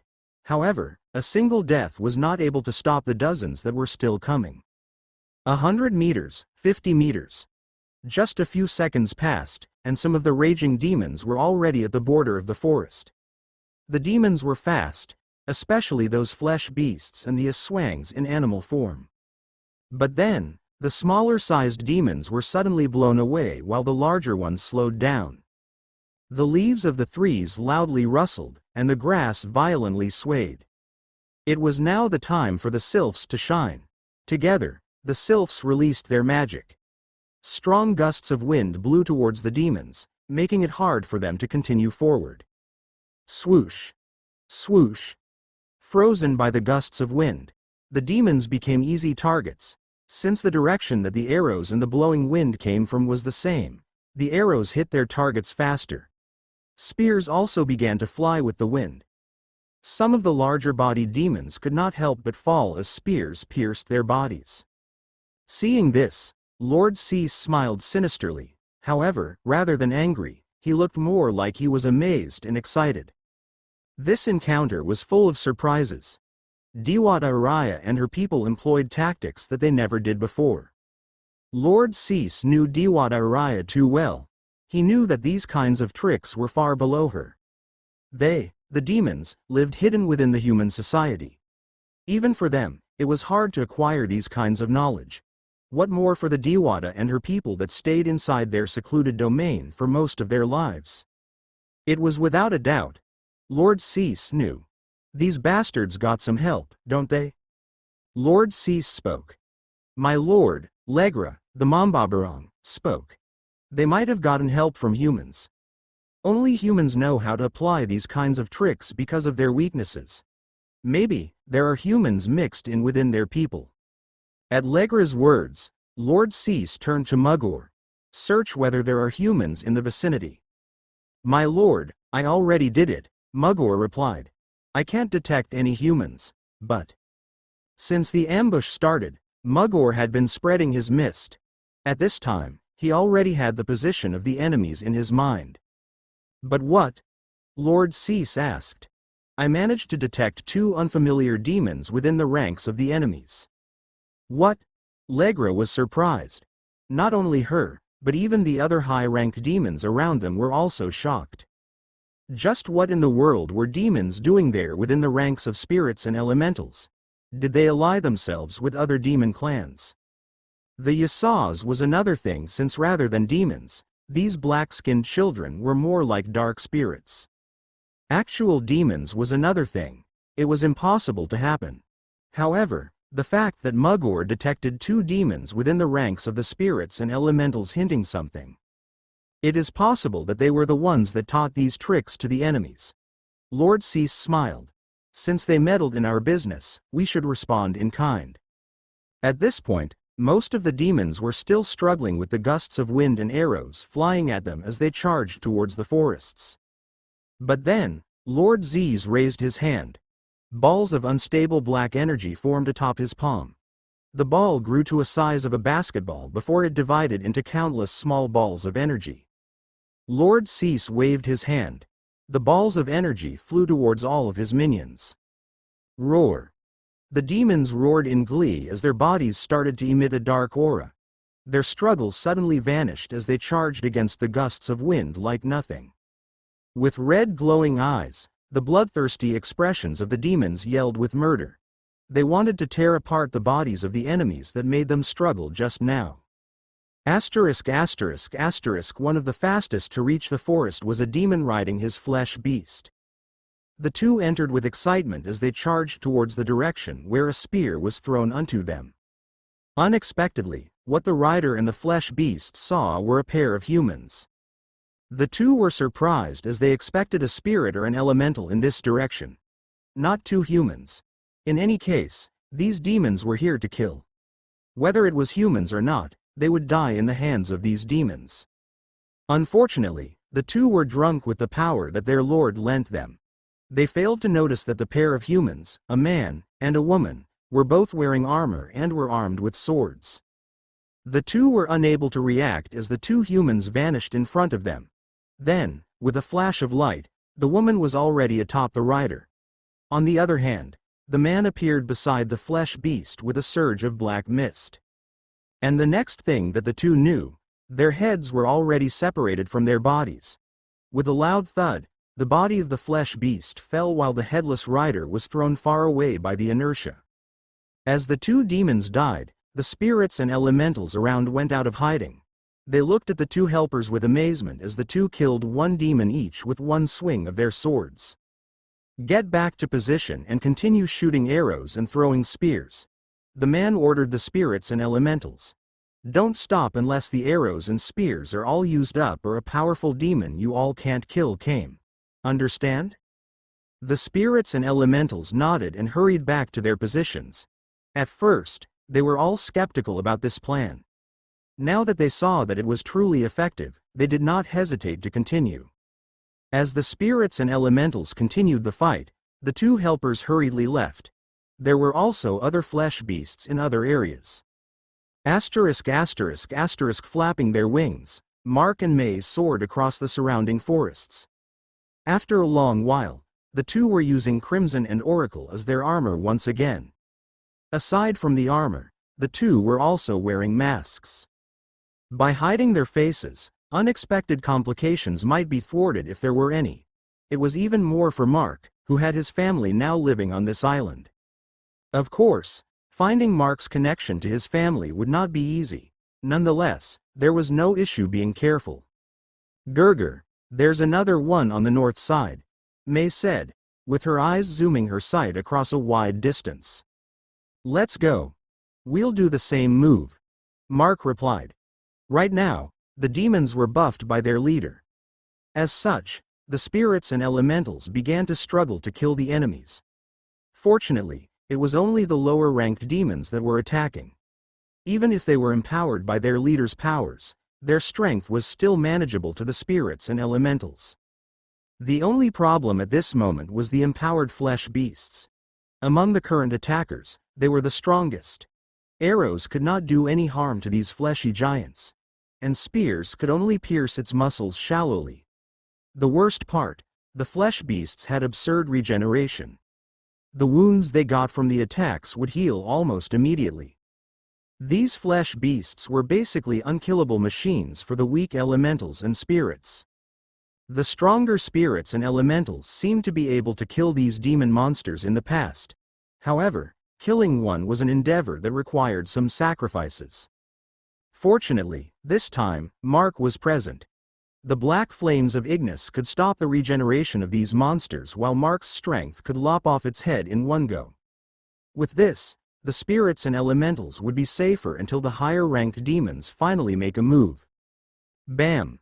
With a loud sound, a flesh beast slammed into a tree before collapsing.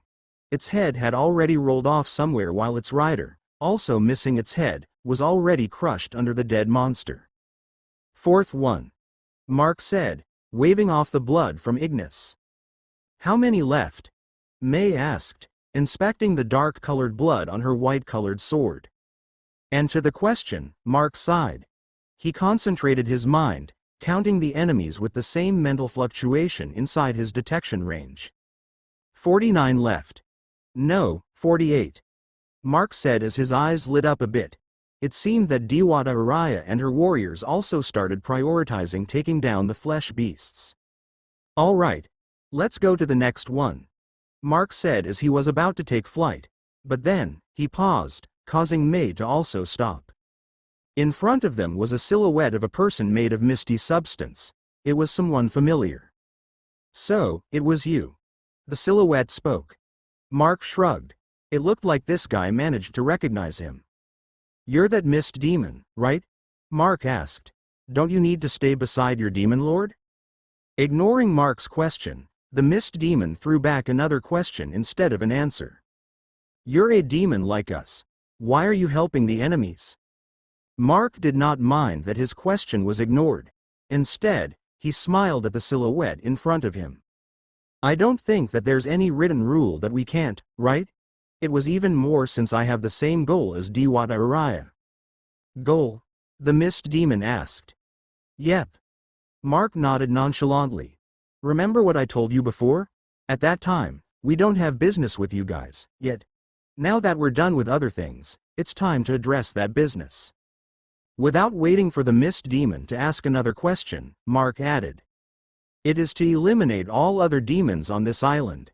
The mist demon was definitely shocked at Mark's declaration of war. However, he was not able to say anything more. It was because Mark already fired a ball of black flames towards his silhouette, dispersing the already unsteady mist. All right, let's go. Mark turned to May and the latter nodded. They needed to eliminate as many flesh beasts as they could. After all, it was very likely that Mark's declaration would stir those demons. It would not take long and the stronger demons would make their move. Day 151 to 11:40 p.m., Mountain Farming Village, Barangay Mabina, Municipality of Viga, Catanduanes. At the center of the clearing, the demons began to rampage. Being empowered by their lord, it became more difficult for the spirits and elementals to hold them back. That was why the next phase of the plan started. The number of individuals fighting under Dewata Araya's banner was already small.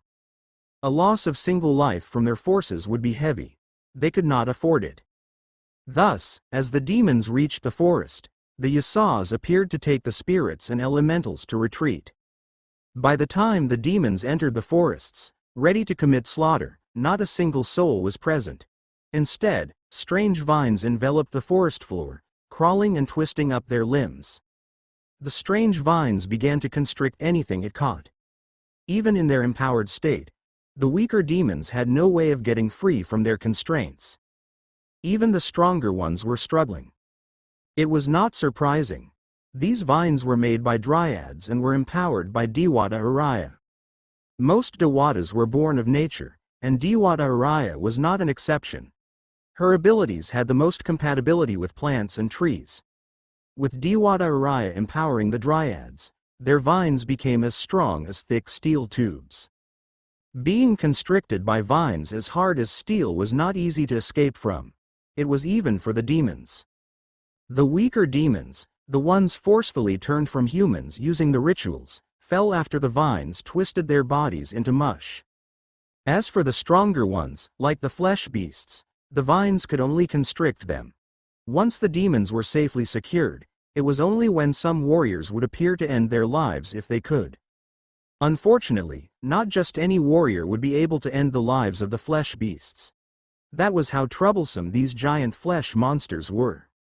Aside from Dewata Araya, only one person could kill these monsters. Surprisingly, it was the cursed armor Morlkil. With a great sword in its hand, Morlkil rushed towards the flesh beasts and beheaded them in one swing of its weapon. The loud clanging sound of Morlkil's body did not matter. The most important thing was among the warriors under Dewata Araya. Morlkil was one of the strongest. While the flesh beasts were being eliminated by the combined efforts of Mark, May, Diwata Araya, and Morlkal, Mark's declaration finally reached the Lord of Demons. Mugger's body turned into an ethereal state and formed a mist avatar that he used to meet Mark and May. Upon the destruction of his avatar, Mugor was forced to return to his real body. With a gasp and frown, Mugor relayed Mark's words. "How absurd," Legra remarked after hearing Mugger's report. "Demons working together with spirits and elementals to eliminate us. And just with the two of them? Something must be wrong with their heads." "Old hag, you better not underestimate them," Mugor replied with a frown. "Ogon was killed by that demon you're calling crazy." Hearing that, Legra frowned. Ogon was one of her closest partners, and his sudden death was something she disliked. "You two, it's not the time to argue," Lord Cease spoke while smiling sinisterly. "I don't care what they are, but since they are working with the enemy, we will make sure to make them face the consequences." At this point, Lord Cease took a deep breath. "Legra, time for you to move. Mugor, take the flame demon with you." "It is time," Lord Cease roared. "Turn this whole place into our hunting ground." As the shout of the Lord of Demons permeated into everyone's ears, the already dark night began to grow even darker. Dark thick clouds began to appear in the sky, circling sinisterly as if it was going to summon a cyclone. It was not only the sky. A dark knee-high mist began to spread, covering the ground like a flood. The demons roared loudly. The mist they stood on made them far stronger than before. However, it seemed that most of them lost their sanity. Without receiving any order, they left the side of their lord, rushing towards the forest. Unlike the weaker demons, these ones were way faster. In a blink of an eye, they were already inside the forest, even overtaking the spreading mist. The Ysaws were unable to react fast enough to make everyone escape. Finally, since the start of this encounter, several lives of spirits and elementals were taken away. However, it was only the start. Legra raised her tool. It was an old wooden staff that looked like twisted vines. It was dyed with blood. And instead of a gem on the tip, it had a skull of a newborn infant. She raised the staff and began to chant inaudible words. Then, the earth began to shake. A gigantic worm as thick as a bus and as long as a train rose up from the ground. It had a wide gaping mouth that was more than enough to swallow a small vehicle whole. Bam! With a loud and strong tremor, the body of the worm slammed to the ground before it opened its mouth. Then, a group of a few hundred dog-sized worms and insects rushed out of the worm's mouth. However, that was not all. There were also dozens of small demons, which appeared to be infants, crawling on all fours. Tianax. They were demonic remnants of babies buried without any holy rites performed on its burial. Fast and agile, the demonic babies rushed out of the worm's mouth and sought their prey. And with the knee-high mist on the ground, these Tianax were basically invisible to everyone as they moved. Aside from Legra, Mugor also made his move. With the flame demon, he began to assist the constricted demons inside the forest. With the lava-like flames of the flame demon, the vines of the dryads were burned to ashes. Tisk. They are going all out now. Mark clicked his tongue. He did not expect that someone within the ranks of the demons to be able to summon a giant worm. Mark noticed that he could not detect any mental fluctuations from the insects. However, the Tianax did have some. If the worm had been here all this time, Mark would definitely detect those little demons. Nonetheless, Mark was sure that this gigantic thing just appeared out of nowhere. Furthermore, there was this black mist on the ground. It gave an eerie feeling even for Mark. It was very likely that anyone that touched this mist would lose their minds. In fact, some of the spirits and elementals accidentally touched it. They were now charging at their enemies like madmen. And since they already charged towards the mist-covered area, there was no saving them. Anyone that would try to would also fall into madness and follow their steps. A strategy breaker. Huh. Mark frowned. It was one of the reasons why human war strategies barely worked against demons. The weaker ones might only rely on their sturdy bodies and physical prowess.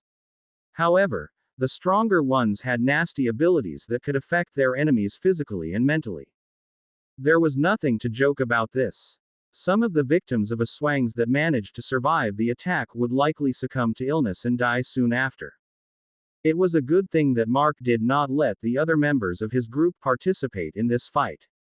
After all, in terms of mental manipulation, the demons in the mortal world were far more adept compared to the ones in the spirit dimension. In the mortal world, if demons wanted to survive, they must be able to manipulate humans.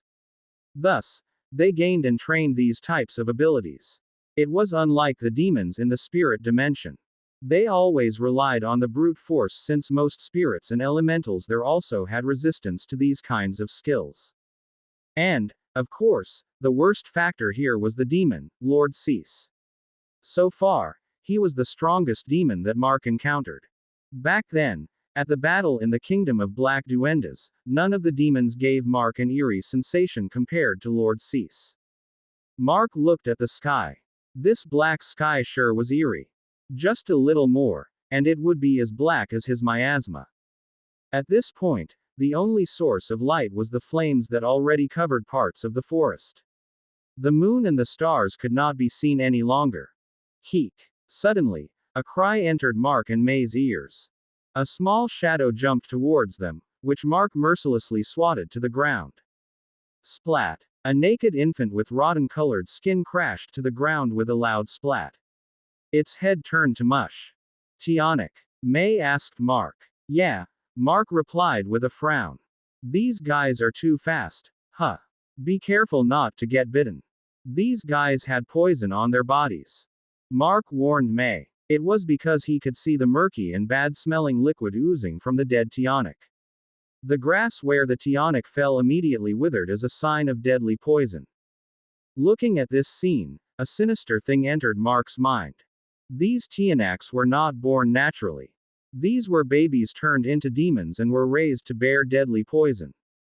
Since these Tionics came from that worm's mouth, it was very likely that the master of those insects was also responsible for these infants.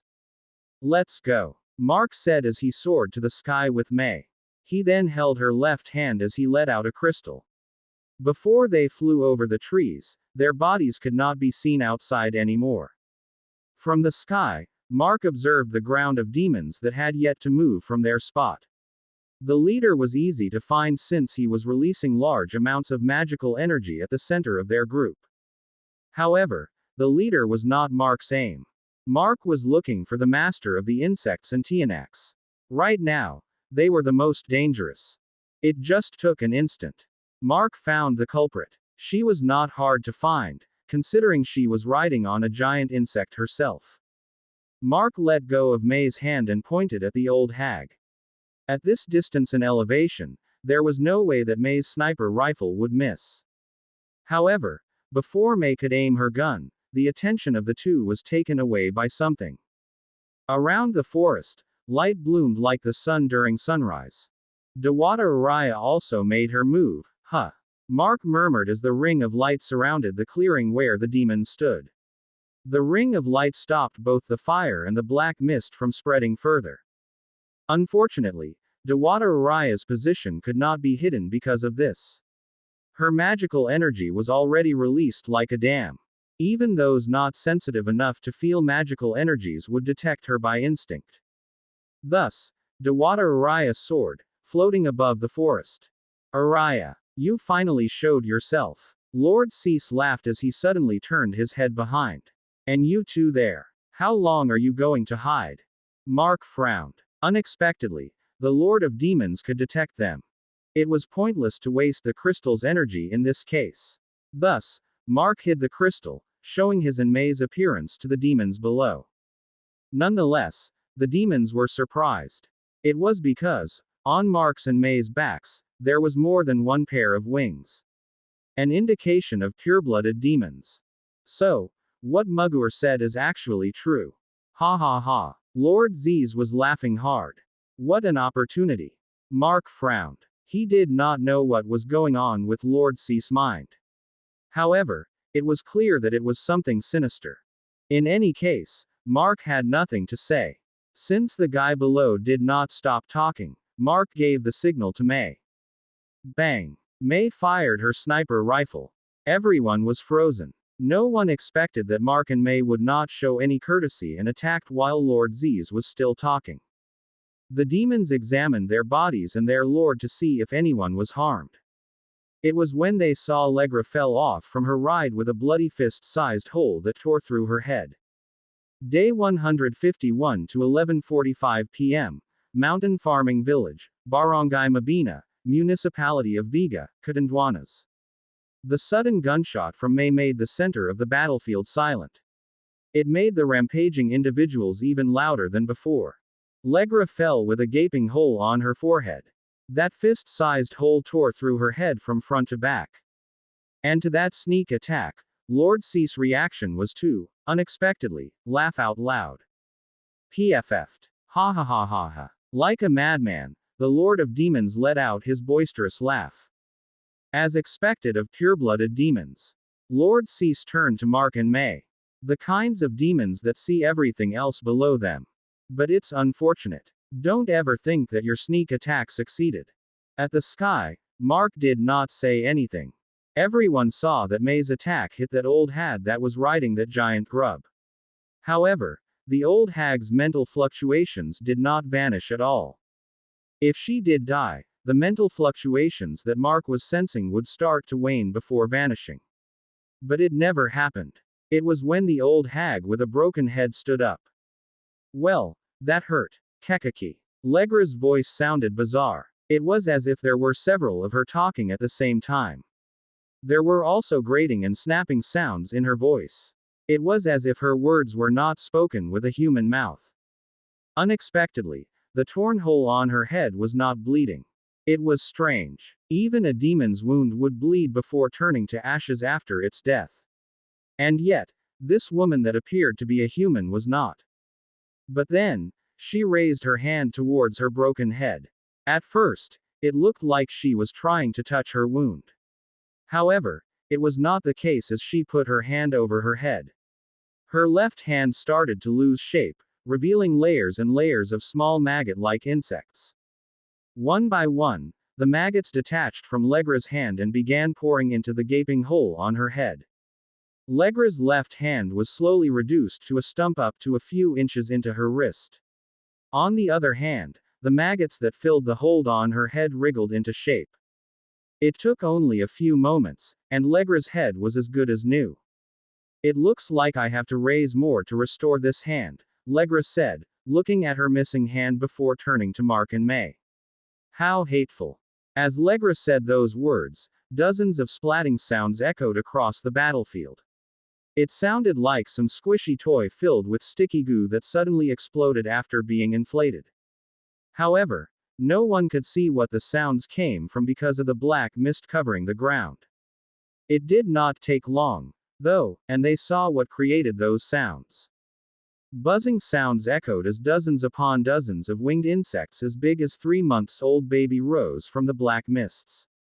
Most of them were still covered with sticky green goo, while some had the skin of worms still stuck on their bodies. The insects looked bizarre. They had 3 pairs of dragonfly wings, a body of a wasp, 2 pairs of hind legs of a beetle, the 4 forelimbs of a mantis, the head of a fly, and the proboscis of a mosquito. They were hybrid insects bathed in demonic energy. And sure enough, their bodies were oozing with deadly poison like the Tianax. So, it won't be easy, huh? Mark murmured, staring at the old hag. A body made of shape-shifting insects was what Allegra had. It was no wonder that someone like her, a Mambabarang, was not afraid at all to join the battlefield. It was very likely that she already left her human body and became a demonic existence. At the current situation, Lord Cease smiled even more. Since none of you wanted to listen, then let's fight. In that declaration, the division of the demon army was decided. Lord Cease faced Dewata Raya. Allegra was already staring at Mark and May. Lastly, Mugur would lead the remaining demons to slaughter the spirits and elementals. Raahhhh. Lord Cease roared. His muscled body started to bloat and pulse. Oozing with demonic energy, his body began to change. His skin became covered in fur while his face started to contort. His 2-meter-tall body began to grow larger. It took just a few seconds. The handsome-looking, buff-bodied Lord Cease turned into a 4-meter-tall ram-horned creature with monkey-like features, saber-toothed fangs, and batwings with a span of 6 meters. With his gigantic appearance, Lord Cease became the ginormous centerpiece of the battlefield. Lord Cease smiled sinisterly. His red glowing eyes were staring at Dewata Araya with unfathomable hatred. On the other hand, Dewata Araya showed regret after seeing the transformation of Lord Cease. This was his true appearance and not the other way around. That handsome and muscular human-like body was something he acquired after he became a demon. It was the appearance that Dewata Araya was familiar with. Argrelius. Dewata Araya opened her mouth. Do we really have to end things like this? Dewata Araya's voice was filled with remorse. She wished that things would have led to this situation where she was going to fight with a former spirit. Not to mention one of her closest aides in the past. If only that incident did not happen. Dewata Araya murmured after. It's already late, Araya. Lord Cease replied. You kept siding with humans, protecting them from my vengeance. Since you kept it that way, I can only kill you. Ruar. Lord Cease opened his mouth. A beam of black energy fired towards Dewata Araya. On the other hand, Dewata Araya stretched her hands forward. Like Lord Cease, she let out her own energy beam, which clashed with the enemy's demonic energy. The two energies started pushing each other back, trying to overwhelm their opponent. Wow, a beam o' war. Mark could not help but comment as he avoided the sting of the insect around him. Bang, bang, click, slash. May fired her sniper rifle, destroying 2 insects in her sight. As another tried to attack her from behind, she transformed her sniper rifle into a sword and slashed the attacker. Gurgur. Focus. May reprimanded Mark, who was not taking the situation seriously. All right. Mark shrugged as he waved Ignis, killing several insects around him with both the slash and the sword's black flames. It could not be helped that Mark got distracted by the display of Dewata Araya and Lord Cease. A beam o' war was a common trope in every entertainment genre. Whether it be film or literature, even video games, had a fair share of this trope. Still, seeing the trope happen in front of your eyes was an entirely different experience. Mark, an otaku, could not help but feel amazed, genuinely. In any case, it was really not a time to be distracted. Mark and May were currently flying around, surrounded by hundreds of insects, each oozing with poison and flying as fast as bullets. Because of these insects, Legra alone might be able to eliminate all the spirits and elementals on the island. However, that was not possible with Dewata Araya around. Both Dewata Araya and Lord Cease were strong enough to eliminate each other's army. However, because of the same reason, the two leaders were destined to fight each other, leaving the warriors to fight by themselves for the most part. Boom. A shockwave enveloped the whole place, disrupting every battle that was happening. The beams of energy that Dewata Araya and Lord Cease continued to release reached their highest point and exploded. Nonetheless, the two did not stop. Dewata Araya took the initiative to charge forward, conjuring balls of light with her hands. As she flew, however, the gigantic arm of Lord Cease punched at her. Bam! The punch missed, creating a shockwave that uprooted several trees.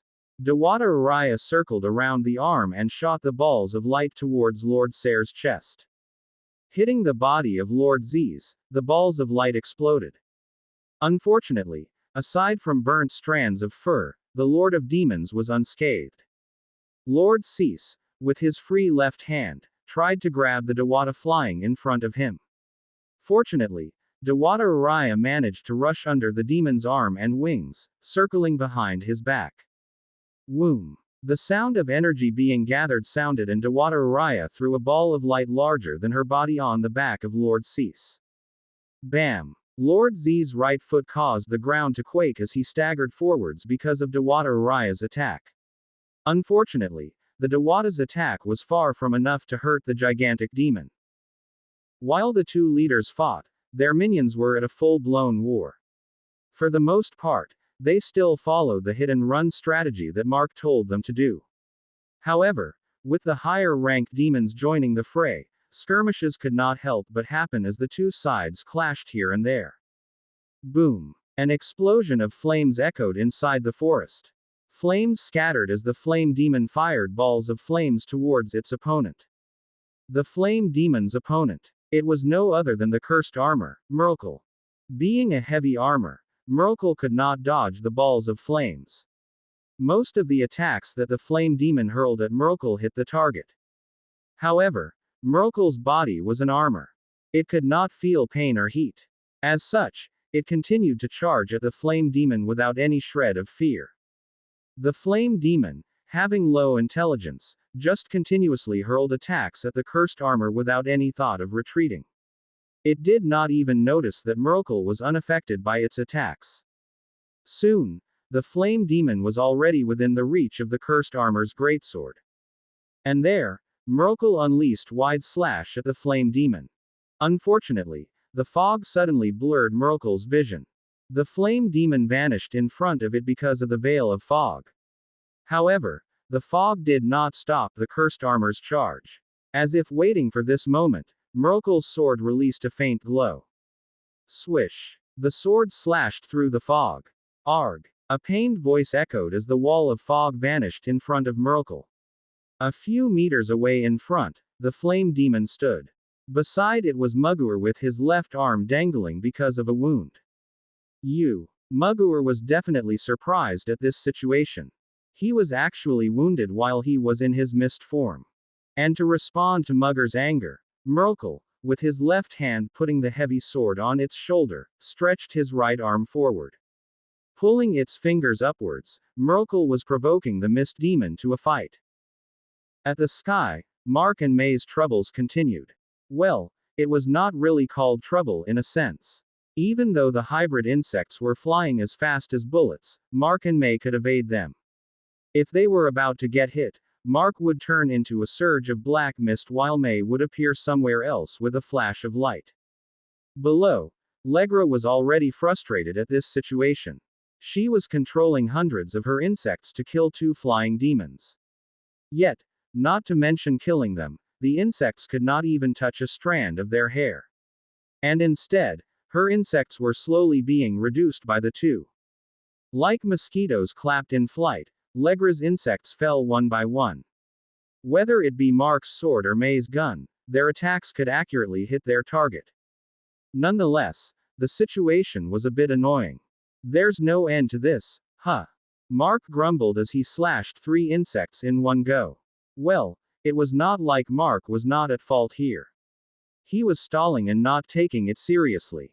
He knew that since these insects had no thoughts of their own and were being controlled, he only needed to attack Legra below. In any case, it was not like what Mark was doing was without purpose. Since the start when Legra did not die from May's gunshot, he knew that Legra would not die easily.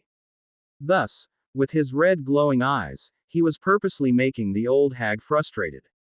Attack! Legra roared in frustration as she commanded her insects to all attack Mark and May at once. Then, Mark's eyes lit up.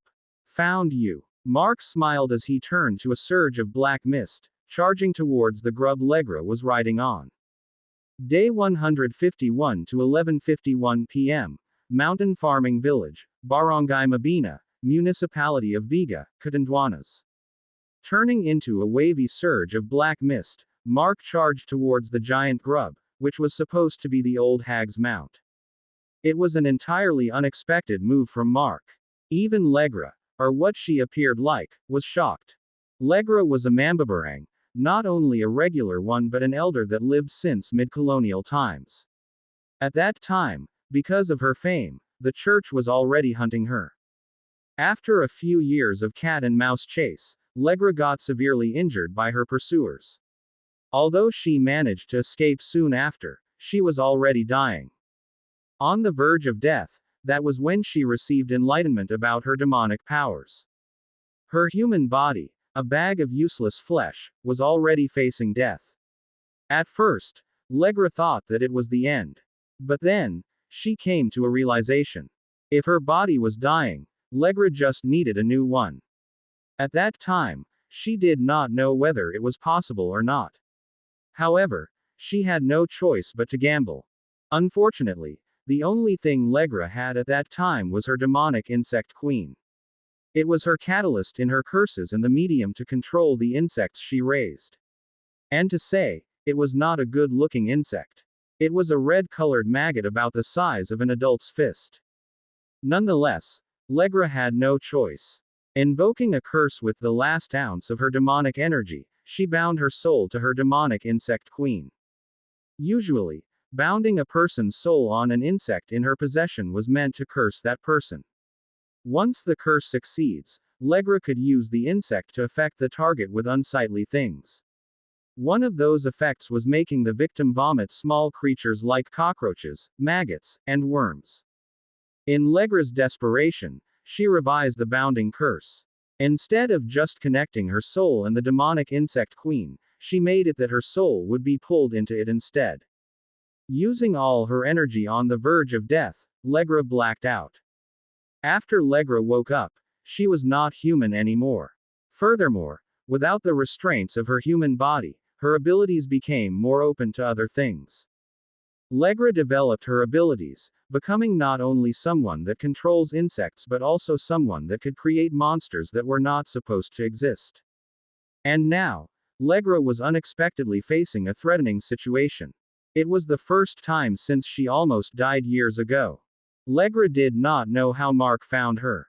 It was true that the old hag was her appearance back when she was human. Now, however, it was only a replica made out of shape-shifting insects Legra created. It also became her vessel as her current body was not something convenient to use for the things she wanted to do. When her vessel was shot down by May, Legra took a careful move. She left the vessel and hid inside the grub she was riding. It was no problem since she could still command the vessel like her own body. Seeing Mark charging at the grub where she was hiding, Legra focused her concentration. Waves of cursed energy surged out of her body to block Mark. Although it seemed that physical attacks would miss Mark in his current form, there was a possibility that raw energy attacks might hit. A reddish surge of light attacked Mark. Sure enough, he was hit. The cursed energy came at Mark like a torrential flood. There was no space to sneak into for him to avoid. Thus, Mark was forced out of his subspace, appearing midway through his charge towards Legra. Furthermore, because of the cursed energy, Mark could feel the searing pain on his skin. If he was not a demon, this energy would be enough to give him third-degree burns on his whole body. Got you! Legra roared as dozens to hundreds of flying insects charged at Mark. The cursed energy froze him in place for all the insects to attack him at once. The wasp stings of the insects pierced Mark's body, and the mantis scythes slashed his skin. That was what was supposed to happen in Legra's mind. Legra's eyes dilated. It was because Mark was smiling. A black surge of energy enveloped Mark, allowing him to turn into black mist again. Entering his subspace once more, Mark charged towards the grub, unobstructed like a fish in the sea. All of the attacks of the insects did not hit anything but air. Legra could not understand what happened. She knew that her cursed energy affected Mark for a brief moment. But what happened? Unable to believe it, Legra intensified the cursed energy she was releasing. It was too powerful that even the nearby demons fell to the ground with their skin turning red as if it was being melted. It was worse for some spirits and elementals nearby. They immediately turned into melted corpses before they turned to ashes. As for May, she already retreated. Mark ordered her to prioritize her safety. In this situation, staying beside Mark would only make her more of a hindrance than a helper. Thus, she could only watch him at the side while eliminating the insects around her. Legra was agitated as the surge black mist continued to charge at her. She was already reaching the limits of her energy reserves.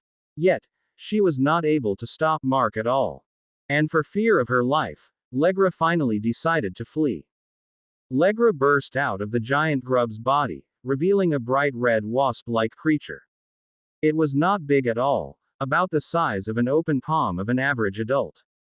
It had the appearance of a queen wasp if not for its nightmarish characteristics. Although it had a triangular head that a queen wasp had, the two compound eyes it was supposed to have had a human's instead. Its tiny limbs were actually tiny human arms and legs filled with thorny spikes and had red-colored skin. As it appeared to be, although she succeeded in her life and death gamble and lived, she turned into an imperfect being. It was no wonder that she used a human-shaped vessel instead of showing this unsightly appearance. Legra flapped her wings at sonic speeds. Even with her unsightly appearance, her flying speed was still unparalleled. In a second, she was already at the border of the forest with all her flying insects protecting her. However, it was of no use. Mark appeared before her, blocking her path of escape. No. That was her last word as the flamberge clad in flames bisected her disgusting body vertically.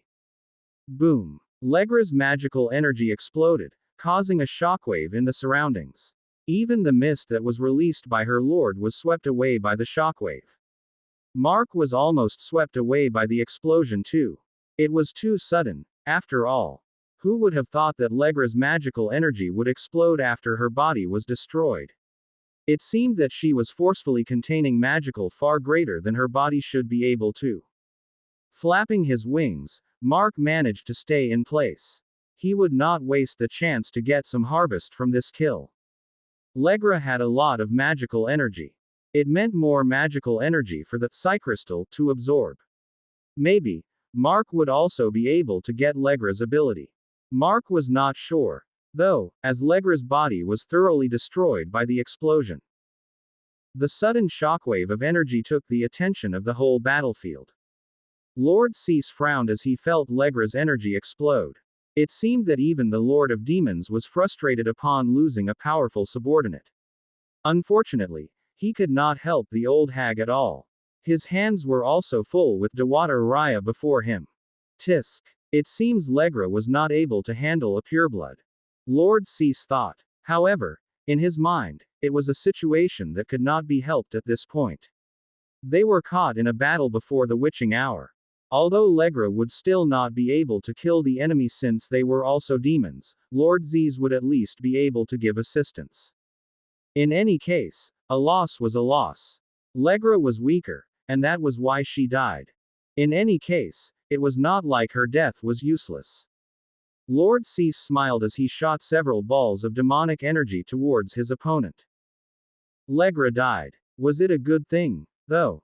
Because of their master's death, the insects and Tianax lost control. In the first place, these creatures were nothing but stringed puppets without their own will. Now that the string was cut, they had gone haywire. Whether it be demons or spirits and elementals, the insects and Tianax attacked. The already chaotic battlefield became even more chaotic with the insects and Tianax rampaging. All of it happened while Legra's vessel slowly disintegrated as the shape-shifting insects began to die one by one. Inside the forest at the east side of the battlefield, Merkel faced both the flame demon and Mugur. As a mist demon, Mugur could switch into a mist-like and physical body at will. Because of that, his forte was scouting and assassination. However, it was just. Merkel was the worst enemy for Mugur. Although Merkel was something that had a soul, it was still not a living being. It was a moving set of armor. Something that was not alive at all could not be subjected to any kind of assassination techniques. With his sinisterly looking dagger, Mugur appeared behind Merkel and stabbed between the gaps of the armor. The attack connected, but of course, it was not effective. Instead, Mugur was almost slashed in half as Merkel counterattacked. The flame demon continued to hurl balls of flames towards the cursed armor. However, aside from a few scorch marks, Merkel was still unscathed. Mugur and the Flame Demon were fighting a battle that they could not win. Yet, why were they still here? Would it not be better if they just left and slaughter weaker enemies? The unintelligent Flame Demon aside, Mugur tried to escape. It was better to use his time on other things that waste it here. However, as it was called a cursed armor, it actually released a curse upon Mugur and the Flame Demon. An illusory chain was tied on the ankle of the two. The other end of the chain was connected to the chest of Myrkul. The two were tied to the cursed armor with these chains. The worst part was that the chains were slowly draining their energy. Furthermore, the further away they were from Myrkul, the greater the amount of energy being drained from them. As it was a curse, the only way to dispel it was to kill the source. It was what exactly Mugur and the Flame Demon were doing. Unfortunately, it was a hopeless endeavor. Damn it! I shouldn't have fallen from this guy's provocation. Mugur cursed in his mind. This situation came about after he became offended by Myrkul's provocation. Nonetheless, there was nothing they could do but try to destroy this cursed armor before their energy was drained entirely. Legra was already dead. He would not want to follow her steps at all. Turning into mist and appearing above Myrkul, Mugur wanted to knock off the cursed armor's helmet with a kick. Maybe if he could see the insides of the armor, he might find anything that could help with the situation. Clang! Mugur succeeded. Myrkul's helmet was flung away by the former's attack. As he was about to look into the armor, however, Mugur could not help but retreat. The cursed armor actually managed to attack back even without its head. That was when Mugur noticed that the helmet that was flung away actually landed facing its body. It could clearly see what Mugur was trying to do and stopped him. Damn it! Mugur cursed out loud. But then, hopelessness overwhelmed Mugur. To the side, he saw two figures land on the ground. Well, we're here, one figure said. It was actually Mark and May that was already finished with their business with Legra.